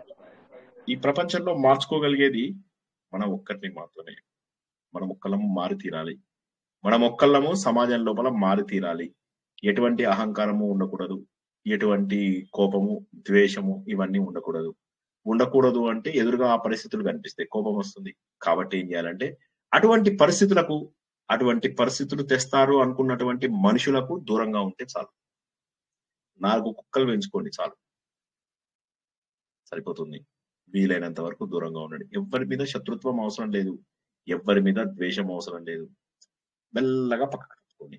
ఎందుకంటే ఉన్న జీవితం తక్కువ కదా. మీకు ఒక 1000 ఏళ్ళు సమయం ఉందంటే ఓకే, మీరు కొట్లాడండి, ఫైటింగ్లు చేసుకోండి. ఇప్పుడు పాండవుల కాలం లోపల వాళ్ళు 150 ఇయర్స్ 200 ఇయర్స్ బతికేవాళ్ళు. ఇప్పుడు ఈయన ధృతరాష్ట్రుడు 180 ఇయర్స్ బతుకుతాడు. 200 ఇయర్స్ బతికే అవకాశం ఉంది. సో కాబట్టి ఆ రోజుల్లో ఓకే, కొన్నాళ్ళు మీరు, ఈ రోజుల్లో చిన్నది కదా జీవితం, చిన్న జీవితం లోపల మీరేంటంటే అనవసరమైన వాటికి ఎక్కువ ప్రాధాన్యత ఇస్తూ అవసరమైన వాటికి తక్కువ ప్రాధాన్యత ఇస్తున్నారేమో ఆలోచించుకోండి. జీవితంలో అన్నిటికంటే ముఖ్యమైనటువంటిది ఆధ్యాత్మిక ఎదుగుదల. ఆ ఆధ్యాత్మిక ఎదుగుదలకు మూలము సంపూర్ణ మహాభారతం. ఈ సంపూర్ణ మహాభారతం లోపల ధర్మము, అర్థము, కామము, మోక్షము అన్ని కూడా ఇందులో అద్భుతంగా తెలియజేశారు. వేదాలలో తెలియనటువంటి విషయాలను కూడా, వేదాలలో కొన్ని లుప్తం అయిపోయాయి, ఇవి నేను చెప్పలేను అన్నటువంటి విషయాలన్నింటినీ కూడా భగవంతుడు అయినటువంటి వేదవ్యాసుడు, వ్యాసో నారాయణో హరి, ఆయన మన కోసము సంపూర్ణ మహాభారతంలో నిక్షిప్తం చేశాడు. మహాభారతానికి మించిన గొప్ప పుస్తకము ఇంకా ప్రపంచంలో ఏది లేదు. మీకు తెలిసినటువంటి కొన్ని వందల పుస్తకాలు ఇంక్లూడింగ్ భగవద్గీత మహాభారతం నుంచి వచ్చినవే, ఇంక్లూడింగ్ విష్ణు సహస్రనామం మహాభారతం నుంచి వచ్చింది, నల చరిత్ర మహాభారతం నుంచి వచ్చింది, దమయంతి చరిత్ర అన్ని మహాభారతం నుంచి వచ్చినవే. కాబట్టి గుర్తుంచుకోండి, ఎన్నో కోట్ల జన్మల అదృష్టం ఉంటే సంపూర్ణ మహాభారతాన్ని సంపూర్ణంగా తెలుసుకోబోతున్నాం. ఆత్మ సుఖము వీడిని ఆట కొరకు పాత్ర పోషణ చేసితి సూత్రధారి, విశ్రమించదని పాదం ఆశ్రయించి పరమ కరుణాంతరంగా శ్రీ పాండురంగ. దీనితోటి సభా పర్వాన్ని మనము పూర్తి చేసుకున్నాము. పరమ భక్తులారా, చాలా సంతోషంగా ఉంది. మీరు ఇలా 2 అద్భుతమైనటువంటివి, మీకు నిజంగా పుణ్యం వచ్చేది ఏదన్నా ఉంటే, మీ జీవితాన్ని మార్చేది ఏదన్నా ఉంటే ఈ ప్రవచనాలే అని చెప్పడంలో నేనేమి సందేహం లేదు నాకు. ఎందుకంటే ఈ ప్రవచనాల ద్వారా మీ ఆలోచనలో 1% మార్పు వచ్చినా కూడా నేను కృతకృత్యుని అయ్యాను అనుకుంటాను. మీరు కూడా జీవితంలో ఏదో సాధించారు అని చెప్పేసి సంతోషపడతారు. నన్ను నమ్మండి. ఇంకా వేరేవేమి లేవు. మీరు ఇంకా వేరే ఏ పని చేసినా ఎక్కడికి వెళ్తారో ఏంటో తెలియదు. ఒక డైరెక్షన్ లెస్ గా వెళ్ళిపోవడం కాదు, ఒక ఒక ఒక ఒక ఆలోచన లేకుండా ఎక్కడికో వెళ్ళడం కాదు, ఒక పద్ధతి ప్రకారం మనం వెళ్తున్నాం. వేదము దానికి సంబంధించిన విషయాలే మనం తెలుసుకుంటున్నాము. కథల రూపంలో, జ్ఞానం రూపంలో, భక్తి రూపంలో, వైరాగ్యం రూపంలో అన్ని మనం ఒక వారం రోజుల్లో ఎన్ని విషయాలు తెలుసుకుంటున్నామో చూడండి. నేను కొత్త విషయాలు ఏమీ చెప్పట్లే. యాక్చువల్ గా నాకు కొత్త విషయాలు రావు. ఆనెస్ట్లీ స్పీకింగ్ నాకు కొత్తవేం రావు. తెలిసిందే దాన్ని కొద్దిసేపు మహాభారతంగా చెప్తా, కొంతసేపు రామాయణంగా చెప్తా, కొంతసేపు అదే భజగోవిందం అంటాను, కొంతసేపు దానికి బుక్ పైన కవర్ మారుస్తున్నాను అంతే. నేను లోపల చెప్పేదంతా ఒకటే. కాబట్టి సార్ మీరు చాలా టాపిక్స్ చెప్తున్నారు అనకండి. నేను అన్ని టాపిక్స్ చెప్పేంత సీన్ లేదు నాకు. ఒకటే చెప్తున్నా నేను. ఒక్కటే బుక్ పైన ఆ కవర్ మారుస్తున్నాను అంతే. బుక్ పైన కవర్ మారుస్తున్నారు. ఆ బుక్ పైన మీరు చూస్తే మహాభారతం అని ఉంటుంది, లోపల మొత్తం మళ్ళీ ఆత్మజ్ఞానమే. సార్ కవర్ బాగా మారుస్తున్నారు కదా సార్. కవర్ మార్చడం కూడా ఆర్టే కదా సార్. మీరు చాలా చక్కగా మార్చి మమ్మల్ని మారుస్తున్నారు సార్. తక్కువ ఒకటే కదా సార్, అందుకే అవును సార్. అవును మహాభారతంలోని ఒక్క నిమిషం ఇందాక వేణుగోపాల్ గారు నేను కూడా మాట్లాడతాను సార్. తర్వాత నేను కూడా మాట్లాడతాను. సరే వేణుగోపాల్ గారు, ఇందాక మీరు మాట్లాడుతుంటే ఆపాను, చెప్పండి. జై శ్రీకృష్ణ సార్. జై శ్రీకృష్ణ. ధర్మానికి న్యాయానికి కష్టం తప్పదు. రెండవది, ఎదుటివాడు పిచ్చోడు అని చెప్తారు మనకు. ధర్మం న్యాయంగా ఉన్నోడిని వీడు తిక్కోవడానికి ఈ కాలంలో, ఇప్పుడు జరిగే కాలంలో వీడేం ధర్మాన్ని పట్టుకుని ఉండరు, వీడు పిచ్చోడు న్యాయవాడు అని అంటారు. నా అభిప్రాయం. ఇంకొకటి, గెలిచేది అదేనండి. ఆడ న్యాయంతో భీష్ముడు, మహామహులు, శుక్రాచార్యుడు అందరూ నోరు మూసుకొని కూర్చోవడం పెద్ద తప్పది. వాళ్ళు దండించే హక్కు ఉంది, వాళ్ళకు దండించే హక్కు ఉన్నా కూడా నోరు మూసుకోవాల్సి వచ్చింది. వాళ్ళ హ్యాండ్ ఓవర్ అయిపోయినాడు. వేణుగోపాల్ గారు నేను ఒకటి చెప్తాను. వీటన్నింటికి ఏంటంటే మహాభారత యుద్ధానికి దారి తీయడానికి ఈ సంఘటనలు జరిగాయి. సో వీటిల్లో ఇప్పటికి టెంపరీగా మనం మాట్లాడుకుంటాము, అది అవసరమే. కానీ టోటల్ గా చూస్తే ఇది చివరికి మహాభారత యుద్ధానికి కృష్ణుడు చేసిన ఒక ఇదనమాట, ఒక మాయ. అందుకని ఈ సంఘటన జరిగి తీరాలి, ఇట్లాగే జరిగి చేస్తుంది. కానీ ఓపిక పట్టాలి. అది ఓర్పుతో ఉన్నప్పుడే న్యాయం, ధర్మం గెలుస్తుంది, విజయమే గెలుస్తుంది అనేది ప్రూవ్ చేయడానికి. పబ్లిక్ లో ఇప్పుడు ఉండే వాళ్ళు మనం పిచ్చోళ్ళని చేస్తారు, కానీ మన అనుభవంతోనే ఉండి మనం గెలిచాలి.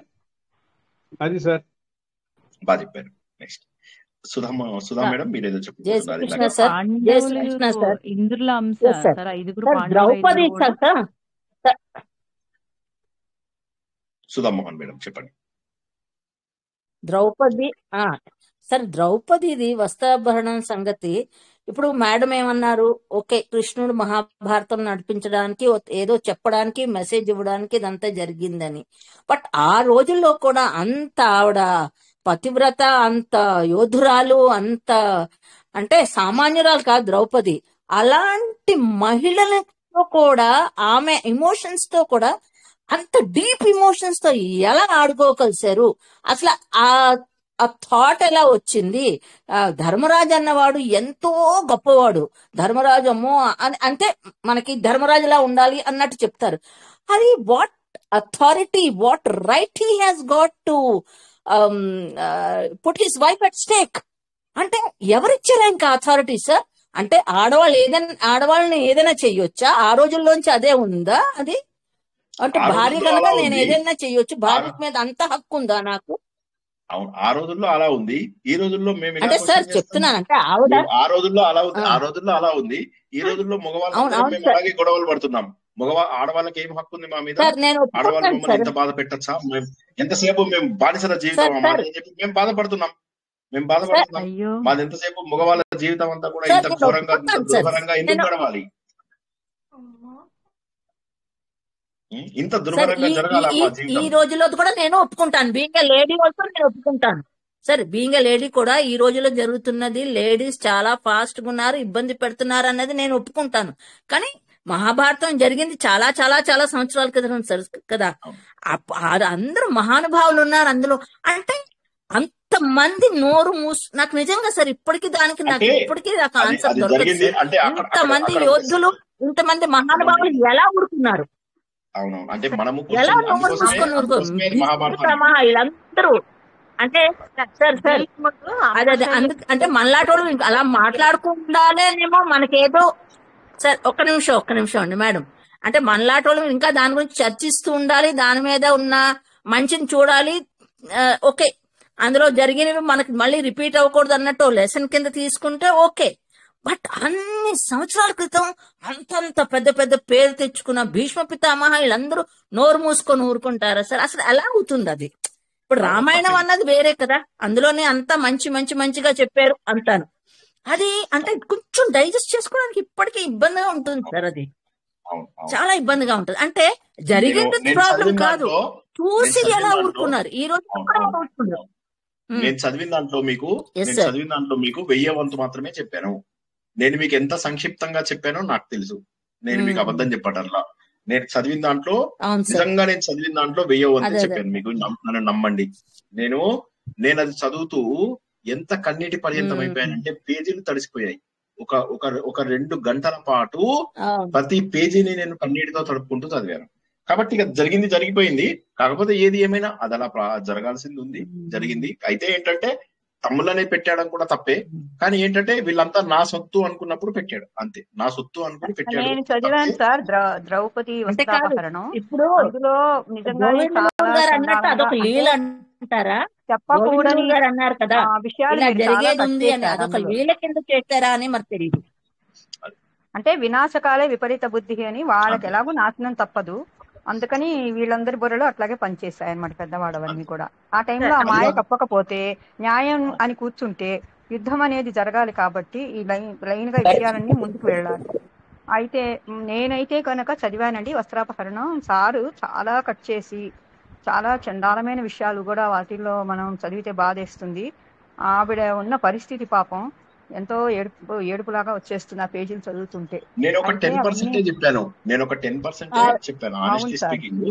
నేను ఎంత కట్ చేశానో నాకు తెలుసు. నా నోట్స్ మీకు చూపిస్తే నేను నా నోట్స్ మీతో షేర్ చేస్తాను.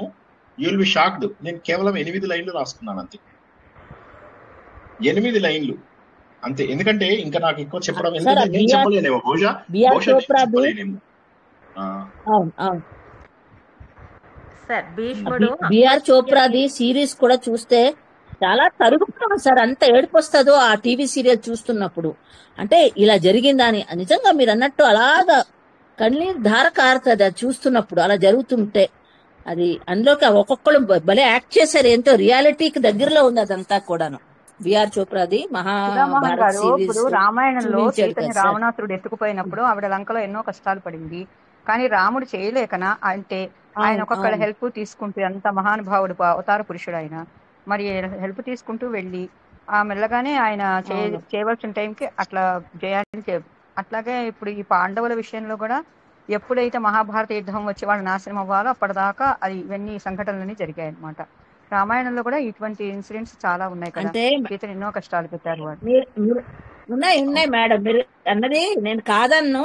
దానికి దీనికి బహుశా చిన్న డిఫరెన్స్ ఏంటంటే అక్కడ బయట వాళ్ళు సీతాదేవిని ఎత్తుకుపోయారు, దానికి యుద్ధం అవ్వాలని కారణం కొద్దీ అయింది. ఇక్కడ ఒక పరివారం అంటూ అంటే సొంత భార్య అని అంటే మా మెసేజ్ డిఫరెంట్ గా ఉంది కదా అన్నట్టు అనిపించింది అంతే, ఇంకేం కాదు. చాలా కష్టాలు అయితే పెట్టారు, కానీ అవన్నీ ఓర్చుకుని ముందుకు వెళ్ళి విజయాన్ని సాధించడం అనేది నిమిషంలో కృష్ణుడు వీళ్ళని కాపాడగలడు. అన్ని జరుగుతాయి. కానీ సార్ చెప్పారు కదా చాలా సార్లు, అర్జునుడు కావాలంటే పాశుపత్రం వేసి కూడా వాళ్ళని చేసేయచ్చు అని. కానీ ఎందుకని జరిగాయంటే అట్లా వెళ్ళాలంటే అది అలా ఉంది.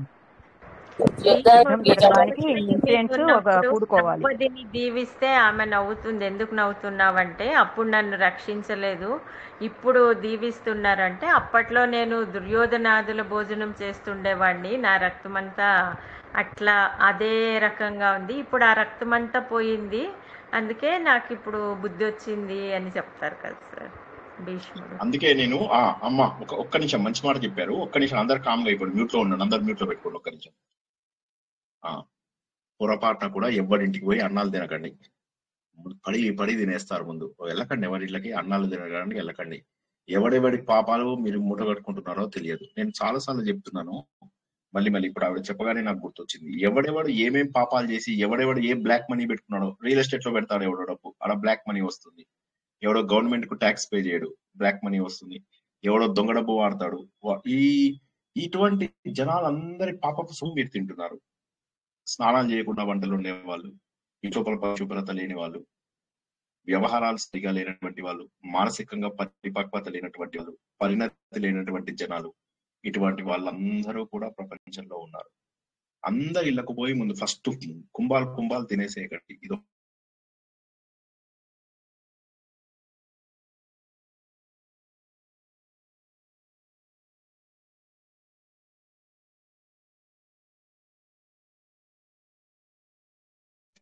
చక్కైంది సార్.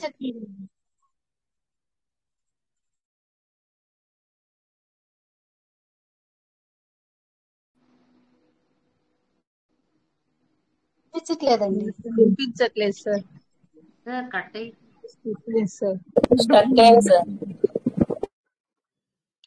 అదే ఎందుకు కట్ అవుతుందో తెలియదు. ఇంటర్నెట్ ఆన్ ఆఫ్ అవుతుంది. మరి ఇంటర్నెట్ అయితే బాగానే ఉంది. ఇప్పుడు వినిపిస్తుందా? సో వీలైనంత వరకు ఎవరి దగ్గర భోజనాలు చేయకండి, ఎవరి ఇళ్లకు వెళ్ళకండి. ఎవడెవడు ఏ పాపాలతోని ఎలాంటి పరిస్థితులలో వంట చేశాడో తెలియదు. వీలైనంత వరకు పరిశుభ్రంగా చేసుకొని అన్నం, ముద్దపప్పు, ఆవకాయ, అప్పడాలు, ఓకే, మజ్జిగ అన్నం, పెరుగన్నం మంచిగా తినండి. మామిడి పళ్ళ సీజను, చక్కగా ఆర్గానిక్ మామిడి పళ్ళు కొనుక్కొని మంచిగా తినండి. అన్ని సీజన్స్ లో వచ్చేటటువంటి పండ్లను చక్కగా తినండి. కూరగాయలు మంచిగా తినేవాళ్ళు కూరగాయలు కూడా తినండి. అందరూ నాలాగా పప్పు తినాలని అనను కానీ ఉండండి, ఆనందంగా ఉండండి. ఈ చిన్నవి పెట్టుకోకండి. నేను ఎందుకు చెప్తున్నాను అర్థం చేసుకోండి. మీరు ఎవరెవరైతే మీకు అవసరమో అనుకుంటున్నారో వాళ్ళందరూ మీ గురించి చెడు కోరుకుంటున్నారని గుర్తుంచుకోండి. వాళ్ళది తప్పని అనము. అసూయ అనేటటువంటిది తగ్గించుకోవాలి అని ఆ భావన రావాలి మన లోపల. అసూయ ఎవరిలో లేదు. నేను చెప్పాను, నా జీవితంలో జరిగిన ఇన్సిడెంట్స్ కూడా చెప్పాను. అసూయ ఎవరిలో లేదు. అసూయ వచ్చినప్పుడు ఈ రోజుల్లో ఏంటంటే మనం దాన్ని ఎలా తగ్గించుకోవాలి అని చెప్పేసి మనం గుర్తుంచుకోవాలి. అసూయని తగ్గించుకోవాలి అని చెప్పి మనం గుర్తించగలిగితే మాత్రమే మనం దాన్ని తగ్గించుకోగలుగుతాం. కాబట్టి మనమే మార్చుకోగలం, అవతల వాళ్ళని మార్చుకోలేం. కానీ ఎంతమందిని మారుస్తాం? ఎంత ఘోరాతి ఘోరమైనటువంటి పాపాలు చేస్తున్నారు. చిన్న చిన్న విషయాలలో కూడా పెద్ద పెద్ద పాపాలు చేస్తున్నటువంటి ఈ మనుషులది ఎవరెవరింట్లో భోజనాలు చేస్తున్నారు, ఎవరెవరివి అపవిత్రమైపోయిన వస్తువులు చూస్తున్నారు, అపవిత్రమైనటువంటి మనుషులతో వెళ్తున్నారు, పిచ్చి మాటలు వింటూ పిచ్చి పనులు చేస్తూ, ఇవన్నీ అవసరమా? చూడండి. ఎవరిని ఇంటికి పిలవకండి, మీరు ఎవరింటికి వెళ్ళకండి. చక్కగా కూర్చోండి, రోజుకి 8 గంటలు సాధన చేయండి. 8 గంటలు. లేదు సార్ మాకు చాలా రెస్పాన్సిబిలిటీస్ ఉన్నాయి, అప్పుడు నేనేం చేయలేను. ఘోరమైన రెస్పాన్సిబిలిటీస్, మీకు కన్నీరు తెప్పించే బాధలుండి ఇక నేనేం చేయలేను. అంత ఘోరాతి ఘోరంగా కన్నీళ్లతో మీకు ఎదుర్కోవలసినటువంటి సమస్యలుంటే నేనేమన్నాను. లేనప్పుడు ఉన్న జీవితాన్ని నాశనం చేసుకోకండి. జై శ్రీకృష్ణ.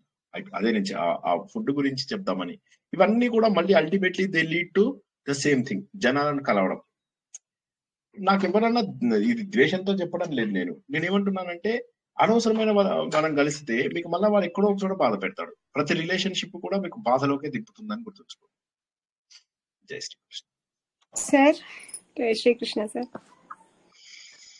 అది ఇప్పుడు ఏంటంటే ఏదైనా యుద్ధం జరగాలి, అధర్మపరులు అందరూ నశించాలి, మహాభారత యుద్ధం జరగాలి, పాపములు అందరూ చనిపోవాలి. సో ఆ ఉద్దేశంతో కృష్ణ అది ఎలా జరిగిందో తెలియదు కానీ ఒక ఆడవాళ్ళకి అవమానం జరిగితేనే ఇది జరుగుతుందా సార్? ఇప్పుడు అంటే ధర్మం అనేది నిలబడాలంటే ఆడవాళ్ళకు జరగాల్సిన అవసరం లేదు. వీళ్ళకి కూడా బట్టలు తీసేస్తారు. వీళ్ళందరినీ కూడా అంగస్త్రాలు. కానీ ఆడవాళ్ళకి వేరు కదా సార్. ఇప్పుడు ఆమెకేమైంది? ఆమెకు శ్రీకృష్ణుడు సపోర్ట్ చేశాడు. వీళ్ళనేమో చిన్న చిన్న బట్టలు వేసుకొని అంత నిండు సభలో ఒక ఎవరికైతే పాండవులు కావాలేదు అవమానం, అందరికైంది అవమానం. అయితే ఇక్కడ ఇంకా ఘోరంగా అయింది కదా. సీతమ్మని కూడా తీసుకెళ్లి అక్కడ పెట్టి సో ఇది అక్కడ కూడా రాక్షసుని చంపాలి కాదు ఒక్కొక్కరిది ఒక్కొక్క లక్షణము. Men are from Mars, women are from Venus. ఒక్కొక్కరి లక్షణాలు ఒక్కొక్క రకంగా ఉంటాయి. వాళ్ళ లక్షణాలకు తగ్గటువంటి ప్రాబ్లమ్స్ వాళ్ళకు వస్తాయి, వీళ్ళ లక్షణాలకు తగ్గటువంటి ప్రాబ్లమ్స్ వీళ్ళకి వస్తాయి. ఈ రోజుకు కూడా ఆడవాళ్ళకు ఒకటే ప్రాబ్లం, ఒంటరిగా పంపించగలమా? ఇవాళ మా కొడుకు కూతురు ఇద్దరు బయటికి వెళ్ళారు. వెళ్తే మా కొడుకేమో నేను ఏం చెప్పలేదు, వెళ్ళిపోయాడు. వాడు పొద్దున నాకు బాయ్ చెప్పేసి వెళ్ళిపోయాడు. మా కూతురు వెళ్ళేటప్పుడు నేను 100 ఇవి చెప్పాను, డబ్బులు ఉన్నాయా చూసుకో, క్రెడిట్ కార్డ్ కరెక్ట్ గా ఉందా చూసుకో అని చెప్తే, అన్నయ్యకి ఇవన్నీ అడగలేదు కదా అంటే, అంతే కరెక్టే. ఆడపిల్లని మనం చాలా అపురూపంగా చూసుకుంటాం. చూసుకుని గంటకి ఫోటో పంపిమని చెప్పేసి ఉంటాయి. ఉంటుందా డిఫరెన్స్? ఉండదా? 100% ఉంటుంది ఆ డిఫరెన్స్, 100%. అంటే ఈ రోజుల్లో ఇంకా ఆడవాళ్ళ పైన అత్యాచారాలు ఎక్కువ అవుతున్నాయి సార్. ఇప్పుడు ఏం తక్కువ లేదు. ఆడవాళ్ళ అత్యాచారాలు కూడా ఎక్కువ అవుతున్నాయి, ఆడవాళ్ళు చేసే అత్యాచారాలు కూడా ఎక్కువ అవుతున్నాయి, రెండు ఉన్నాయి. సో బట్ ఏది ఏమైనప్పటికీ చాలా ఉన్నాయి సార్. అదే రెండు రకాలుగాను. ఇప్పుడు ఈ రోజుల్లో ఏమైందంటే రెండు రకాలుగాను కూడా చెడే. ఇప్పుడు ఏమైందంటే మైట్ ఈజ్ రైట్, ఎవడు గెలిస్తే వాడే. అందుకే ఇప్పుడు ఏమైందంటే 498 సెక్షన్ ని కూడా దాన్ని మార్దామని చెప్పేసి చూస్తున్నారు. సో బట్ ఏది ఏమైనప్పటికీ కూడా ఆ జోలికి వెళ్ళద్దు, మనం ఎక్కువగా వాటి జోలికి వెళ్ళద్దు. ధర్మం ఇక్కడ గుర్తించాలి. మనకు మహాభారతం స్టార్ట్ అయ్యే లోపల ఫస్ట్ రోజు చెప్పుకున్న కథని గుర్తుంచుకోండి. ఏమని? అందరూ దేవుడి దగ్గరికి వస్తారు, వచ్చేసి దేవుడా భూమి మీద భారం పెరిగింది, ఏం చేయాలి అనగానే అప్పుడు ఆయన ఏమంటాడు, సరే మేము కొంతమంది దేవతలము కొంతమంది రాక్షసులు అందరం కూడా భూమి మీదకి దిగుతాము, మాలో మేము కొట్టుకుంటూ మిగతా వాళ్ళందరినీ చంపేస్తాము అని అంటారు. అది మన మహాభారతం ఫస్ట్ డే నాడు మనం తెలుసుకున్నది. ఫస్ట్ డే నాడు స్టోరీ వినండి. సో అది వినింది. ఆ తర్వాత ద్రౌపదికి వస్త్రాపహరణం జరగకపోతే మహాభారతం జరిగేది కదా? జరిగేది. ఎందుకంటే రాజులు ఏ తప్పు చేయకుండా ప్రేమగా చూసుకున్నటువంటి వాళ్ళు వీళ్ళని ఘోరంగా అవమానించి వీళ్ళని జూదంలో ఓడగొట్టడమే కాకుండా వాళ్ళని దాసీలుగా చేసి అలా ఉంచితే వాళ్ళు ఏం మాట్లాడేవాళ్ళు? జీవితాంతం దాసీలుగా ఉండేవాళ్ళు. తెలుసా? ఆ రోజుల్లో దాసీలుగా ఉండడం అనేది చాలా కామన్. మీకు యయాతి శర్మిష్ఠ స్టోరీ జ్ఞాపకం ఉంది కదా? అందులోపల శర్మిష్ఠ దేవయాని శర్మిష్ఠను జీవితాంతం తనకు దాసీగా ఉంచుకుంటుంది. ఒక మహారాజు యొక్క కుమార్తెని ఒక బ్రాహ్మణ్ కుమార్తె జీవితాంతం దాసీగా ఉంచుకోగలుగుతుంది. ఒక రజోగుణంలో ఉన్నటువంటి అమ్మాయిని జీవితాంతము ఒక సాత్విక గుణం ఉన్నటువంటి అమ్మాయి బానిసగా ఉంచుకుందంటే ఎంత క్రూరత్వం ఉండేది! ఆడవాళ్ళకే క్రూరత్వం. ఇదే చూసుకుంటే మీరు వినత కద్రువాల కథ కూడా మనం తెలుసుకున్నాం. మహాభారతం, అందుకే నేను ఏమంటున్నానంటే మహాభారతం మొత్తం చదవండి. మొత్తం చదవద్దు, నేను చెప్పిందే వినండి. మొత్తం వినండి మొదటి నుంచి ఇప్పటి వరకు. సుమారుగా ఒక 60 నుంచి 70 కథలు చెప్పుకుంటారు. ప్రతి కథని వినండి, ఉదంకుడి కథ నుంచి మొదలెట్టి ప్రతిదీ వినండి. ప్రతి కథ లోపల మీకు ఎన్ని నీతులు చెప్పుకున్నాం, ఎంత విశ్లేషణ చేసుకున్నామో చూడండి. చూసుకుంటే మీకు ఏమర్థమవుతుంది? వినత కద్రువాల కథ లోపల ఏమైంది? ఆమె ఎంత చేసింది? కద్రువ తన ఈమెని దాసిగా చేయడమే కాకుండా ఆ దాసిగా చేద్దామని చెప్పేసి కొడుకులను అంటుంది అనమాట, మీరందరూ వెళ్ళేసి ఆ గుర్రం వెనక తోకకి నల్లగా నిలబడండి, పాములందరినీ చుట్టుకోండి అంటే వాళ్ళు వద్దన్నారని మీరందరూ కూడా సర్పయాగంలో చచ్చిపోతారు అనంత శాపం పెడుతుంది. తన సవితి పైన కోపంని ఎంత రేంజ్కి వెళ్ళింది? తన పిల్లల్ని చంపుకునే రేంజ్కి వెళ్ళిందా? ఎంత దారుణం! అఫ్ కోర్స్ తర్వాత మళ్ళీ బ్రహ్మదేవుడి దగ్గరికి వెళ్ళి అంటుంది, నేను తల్లిని నేను ఇలా శాపం పెట్టకూడదు, ఎందుకు పెట్టానని అంటుంది. సరే, తన సవితిని అబద్ధంలో, అసత్యంగా, అధర్మంగా, అది కృతయుగంలో, ఇంకా మీరు యు ఆర్ టాకింగ్ అబౌట్ ద్వాపర యుగం, కృతయుగంలోనే అంత క్రూరంగా ఎలా చేయగలిగింది కద్రువ? గరుత్మంతుడిని కూడా నువ్వు దాసికి పుట్టావు కాబట్టి దాసివే. సరే, ఇది వదిలేయండి. అసలు సృష్టి ఎక్కడ ప్రారంభమైంది? చెప్పండి. మనకు స్వయంభూ మనువు శతరూప. అక్కడ తర్వాత ఏమైంది? మనకు వెంటనే మనకు ధ్రువ చరిత్రలోకి వచ్చేసాం. ఉత్తానపాదుడు ఆయన ప్రియంవర్తుడు.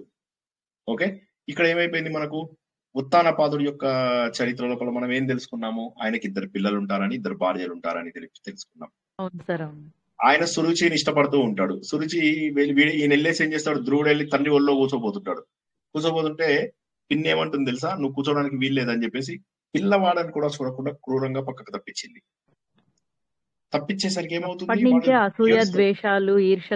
మొట్టమొదటి కథే, ఫస్ట్ కథలోనే ఫస్ట్ సృష్టి ప్రారంభమైన. ఎందుకంటే దానికి ఆడవాళ్ళని మీరు నిందించాల్సిన అవసరం లేదు. ఆడవాళ్ళు అలాగే ఉంటారు, మగవాళ్ళు ఇలాగే ఉంటారు. మీరు అది గుర్తుంచుకోవాలి. మీరు ఆడవాళ్ళని సపోర్ట్ చేయొద్దు, మగవాళ్ళని సపోర్ట్ చేయొద్దు. ఎందుకంటే వాళ్ళిద్దరి లక్షణాలు డిఫరెంట్ గా ఉంటాయి, అందుకోసమే ఆకర్షితులు అవుతారు. అది గుర్తుంచుకోండి. దేవుడు ఎలాంటిది పెట్టాడంటే ఆడవాళ్ళని వేరుగా మగవాళ్ళని వేరుగా పుట్టించి ఇద్దరి మధ్య ఆకర్షణను పెట్టాడు దేవుడు. That is the greatness. కానీ ఇద్దరి లక్షణాలు ఒక రకంగా ఉండాలని భావిస్తే వేస్ట్. హ్యాపీగా మగవాళ్ళని మగవాళ్ళు, ఆడవాళ్ళు పెళ్లి చేసుకుని హ్యాపీగా ఉండొచ్చు. ఉంటున్నారు అట్లాగా చాలా మంది, పిల్లల్ని అడాప్ట్ చేసుకుంటున్నారు, అలా కూడా ఉంటున్నారు. నాకు నాకు నాకు నా వైఫ్ ను నేను ఒకే రకంగా ఆలోచించాలి అంటే అది తప్పు. నేను నా భర్త ఒకే రకంగా ఆలోచించాలంటే తప్పు. కొట్లాటలలోనే ఆ అట్రాక్షన్ ఉంది. ఎందుకంటే ఇద్దరు వేరువేరుగా ఆలోచిస్తారు. ఆ రోజుల్లో ఆడవాళ్ళు అంత ఘోరంగా ఆలోచించడం ఏంది? అంతెందుకు, హిరణ్యకశిపుడు వాళ్ళిద్దరిని కడుపులో ఉన్నప్పుడు ఆమె దితి ఏం చేసింది? తన గర్భం కూడా బయటికి రానియదు. ప్రపంచమంతా మునిగిపోతుంది అంటే లేదు, నువ్వేమన్నావు ఆ రోజు, నా పిల్లలు రాక్షసులై పుడతారని అన్నావు. భర్తని కశ్యపుని బెదిరిస్తుంది. నా పిల్లలు రాక్షసులై పుడతారన్నావు కదా, నేను నా గర్భాన్ని నేను వదలాను. ప్రపంచము ఘోరంగా అయిపోతుంది, తల్లి వదిలేసేయి, నీకేం వరం కావాలంటే లేదు, నథింగ్ డూయింగ్, నేను ఇట్లాగే చేస్తా. సంభోగానికి కూడా సరైనటువంటి సమయం కాని సమయం లోపల భర్తను అడుగుతుంది. భర్త చెప్తాడు కూడా, ఇది సరైన సమయం కాదు, you are suppose to wait. అది తప్పే. మళ్ళీ తర్వాత గర్భం వచ్చిన తర్వాత కూడా గర్భాన్ని వదలదు, 12 నెలలు కడుపులోనే ఉంచుకుంటుంది. చివరికి అందరూ బతిమలాడితే లేదు నాకు వరం కావాలంటే అప్పుడు వరం ఇస్తాడు. ఓకే చలో, విష్ణుమూర్తి చేతిలో మరణిస్తారులే వాళ్ళిద్దరు అంటే అప్పుడు వాళ్ళని గర్భాన్ని, అప్పుడు వాళ్ళిద్దరిని శిశువులుగా రావడానికి ఒప్పుకుంటుంది. సో ఆడవాళ్ళ యొక్క దాని క్రూరత్వంగా ఎప్పుడు భావించకండి. ఎట్టి పరిస్థితుల లోపల కూడా ఆడవాళ్ళని తిట్టలేము, మగవాళ్ళని తిట్టలేము. క్రూరులు మగవాళ్ళు ఉంటారు, ఆడవాళ్ళు ఉంటారు. ఆడవాళ్ళలో అసూయపాలు ఎక్కువ ఉంటుంది అంతే, కానీ క్రూరత్వం మగవాళ్ళలో కూడా ఉంటుంది, మగవాళ్ళలో కూడా అసూయ ఉంటుంది. అందరూ కూడా ఒకే రకమైన దీంతో చేసిన వాళ్ళే. కొద్దిగా హెచ్చు తగ్గులతోటి మనుషులు వాళ్ళు పెంచుకునే లక్షణాల ద్వారా ఉంటారు. ధర్మరాజు మగవాడే, మరి ఆయన జీవితం మొత్తము కూడా క్రూరత్వం చూపించలేకపోయాడు ఎందుకు? మరి యుద్ధంలో వచ్చాడంటే 60,000 భయంకరుడు లాగా పోరాడతాడు. శల్యుణ్ణి ఆయననే ఓడిస్తాడు. మరి ఏ మాటల, పెద్ద మహానుభావుడైనటువంటి అతన్ని ఓడించడము, భీముడితో సమానమైన పరాక్రమం ఉన్నటువంటి అతన్ని ఓడిస్తాడు. మరి సో అంత చాలా గొప్పవాడు. సో యుద్ధంలో నిలబడ్డాడంటే యుధిష్ఠరుడు అంటే యుద్ధంలో స్థిరంగా నిలబడతాడని. సో ఇవన్నీ గుర్తించినప్పుడు ఏంటంటే ఒక జాతిని తిట్టడం అనేది తప్పు. సమయాన్ని బట్టి, కాలాన్ని బట్టి, దేశాన్ని, పరిస్థితులను బట్టి కొంత మార్పులు వచ్చినప్పటికీ వారి సహజ లక్షణాలు అలాగే ఉంటాయి అన్న విషయాన్ని మనం గుర్తుంచుకుందాం. జై శ్రీకృష్ణ. ఇంకెవరికైనా ఏమైనా ప్రశ్నలు ఉంటే తీసుకుందాం. చాలా అద్భుతమైనటువంటి ఇది మహాభారతము. అచ్చా, ఒక ప్రశ్న మీరందరూ నాకు తర్వాత అయినా పెట్టండి. అరణ్యకాండ స్టార్ట్ చేసుకుందామా, లేకపోతే ఒక 2 వారాల పాటు ఆగుదామా? అంటే 2 సాటర్డేస్. మీరు ఇప్పటివరకు చదివినవన్నీ రివిజన్ చేసుకుంటారంటే సాటర్డేస్ నాడు వేరే క్లాస్ ఏదన్నా పెడతా. నేను నాకు బోల్డ్ ఉన్నాయి చెప్పడానికి, అవి పెడతాను. లేదు సార్ ఫ్లో కంటిన్యూ చేసేయండి అంటే అరణ్యకాండ ప్రారంభిస్తాను. ఎందుకంటే అరణ్యకాండ ప్రారంభించాక కనీసం 5-6 నెలలు పడుతుంది. మనకు ఆది పర్వంలో ఉన్న కథలు నథింగ్ అరణ్యకాండతో కంపేర్ చేస్తే. ఆది పర్వంలో ఎన్ని కథలు తెలుసుకున్నాం? 40-50 కథలు అక్కడే తెలుసుకున్నాం మనం. దేవుడి దయ వల్ల ఈజీగానే ఉంది సార్, అర్థమవుతుంది కాబట్టి మీరు కంటిన్యూ చేయండి. ఇది ఈజీగానే అర్థం అవుతుంది సార్, మీరు కంటిన్యూ చేయండి. కాకపోతే మీరు ఆ పాత కథలు మర్చిపోతారేమో అని నా భయము. పాత కథలు, ఉదంకుడి కథ ఎంతమంది జ్ఞాపకం ఉంది ఇందు లోపల? ఎవరిది సార్? ఉదంకుడి చరిత్ర ఒకసారి వింటాం సార్ అన్ని. మాది అది నేను అనేది ఉదంకుడి అంటే ప్రతి కథని మర్చిపోయారు. జరత్కారుడి కథ ఎంతమందికి జ్ఞాపకం ఉంది? సర్పయాగంని ఆపుదామని వచ్చినటువంటి ఆ ఋషి పేరేంటి?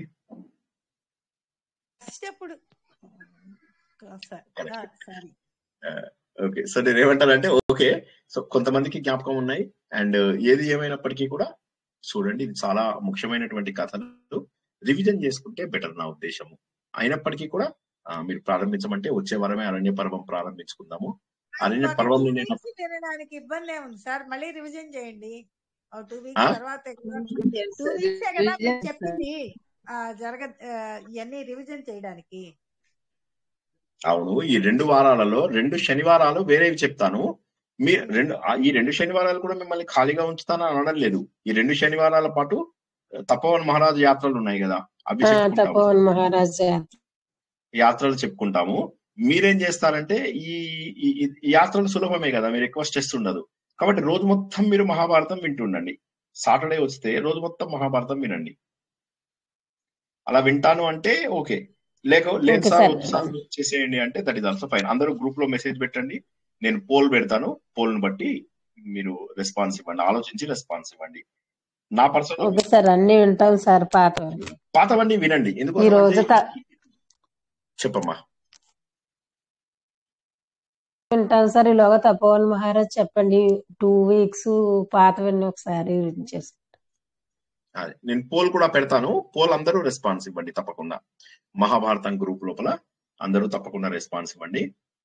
ఎందుకంటే ఇది మళ్ళీ అవకాశం రాదు, ఇంత గొప్ప అవకాశం రాదు. ఎందుకంటే సంపూర్ణ మహాభారతం అక్షరం పొల్లుపోకుండా దాదాపుగా అందులో ఉన్నది ఏది ఇప్పుడంటే సరే ద్రౌపది అది కావాలని కొంత కట్ చేయడం జరిగింది, కానీ సో అది జూదంది కూడా కొంత కట్ చేయడం జరిగింది. ఎందుకు అవి అనవసరమని. కథకి ఎటువంటి ఇది లేకుండా, ధర్మానికి తాత్విక చింతనకు ఎటువంటి ఇది లేకుండా కొంత తగ్గించడం అయితే జరిగింది, ఖచ్చితంగా జరిగింది. మిగతా ఏవి తగ్గలేదు. మనం మొదటి నుంచి కూడా అక్షరం చెప్పుకుంటూ వచ్చాము. సో ఒక్కొక్క ఊర్లో వాళ్ళు ఏం చేశారు, బకాసురుడి కథ, హిడింబాసురుడి కథ అన్ని చెప్పుకుంటూ వచ్చాం. సో అవన్నీ అలా ఏది కూడా వదలకుండా వచ్చాము. అన్ని మళ్ళీ మొదటి నుంచి వినండి. వింటే ఎన్ని 15 భాగాలు ఎన్నో అంతే, 18 భాగాలు అనుకుంటాను.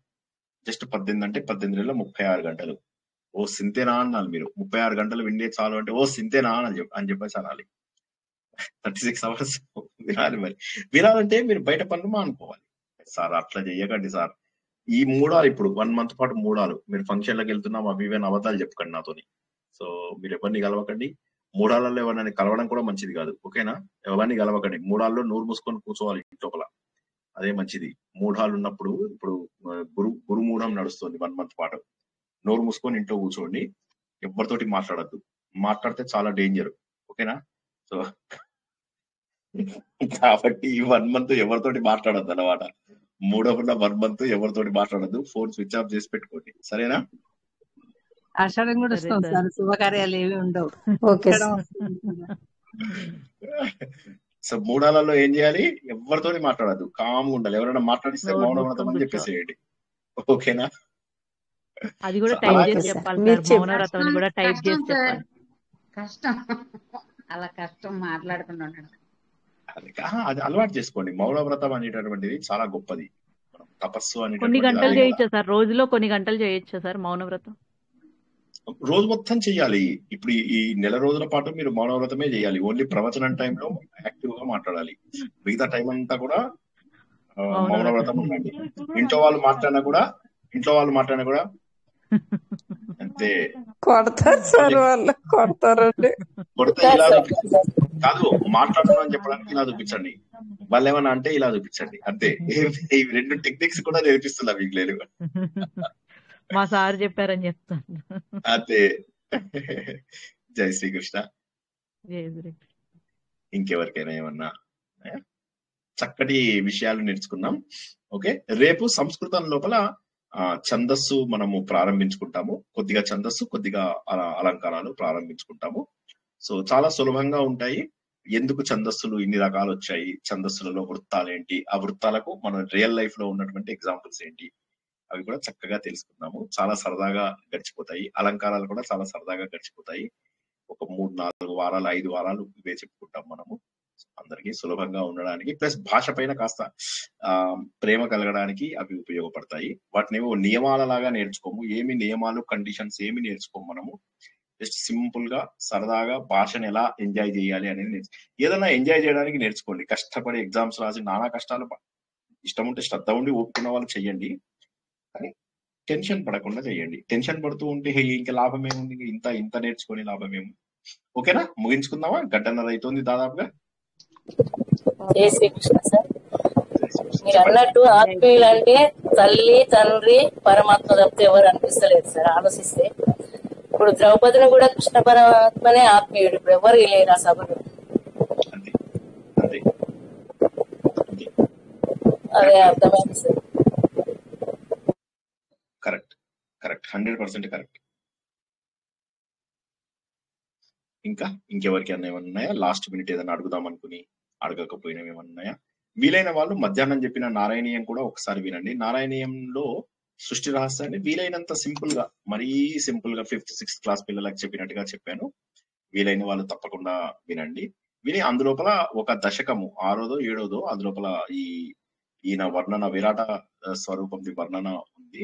7వ దశకం అనుకుంటాను. అది వీలైనంత వరకు అందరూ కూడా ఒకసారి చక్కగా నేర్చుకోవడానికి చూడండి. చాలా బాగుంటుంది. ఆ దశకం గనక నేర్చుకుంటే మీకు ఇంకా మళ్ళీ జీవితం లోపల ఈ సృష్టికి సంబంధించినటువంటిది, విరాట పురుషుడికి సంబంధించినటువంటి ప్రశ్నలు ఏమీ ఉండవు. వీలైన వాళ్ళు అది చక్కగా నేర్చుకోండి. ఆ దశకానికి సంబంధించి పురుష సూక్తంతో సమానం 6 7 సార్? అదే 6 7 అనుకుంటాను. హరిత అది 7వదా? విరాట పురుషుడికి నేను మర్చిపోయాను. హెడ్డింగ్ విరాట్ స్వరూపం అని ఉంటుంది. Okay okay okay. సో ఆ విరాట పురుషుడిని ఈయన అంటాడు కదా, నువ్వు సహస్ర శీర్షములతో తయారయ్యావు అని చెప్పేసి అని అనగానే అప్పుడు వెంటనే స్టార్ట్ అయిపోతుంది. అది 5లో ఎండ్ అయ్యి 6లో కంటిన్యూ అవుతుంది అనుకుంటాను. చూసుకోండి ఒకసారి, అది చూసుకుంటే చక్కగా మీకు ఓకేనా. సో వన్స్ అగైన్ అందరికీ కూడా ఈ నేర్చుకున్నది, మనకు భవిష్యత్తు తెలుసుకోవాలంటే మనము భూతకాలం గురించి తెలుసుకోవాలి.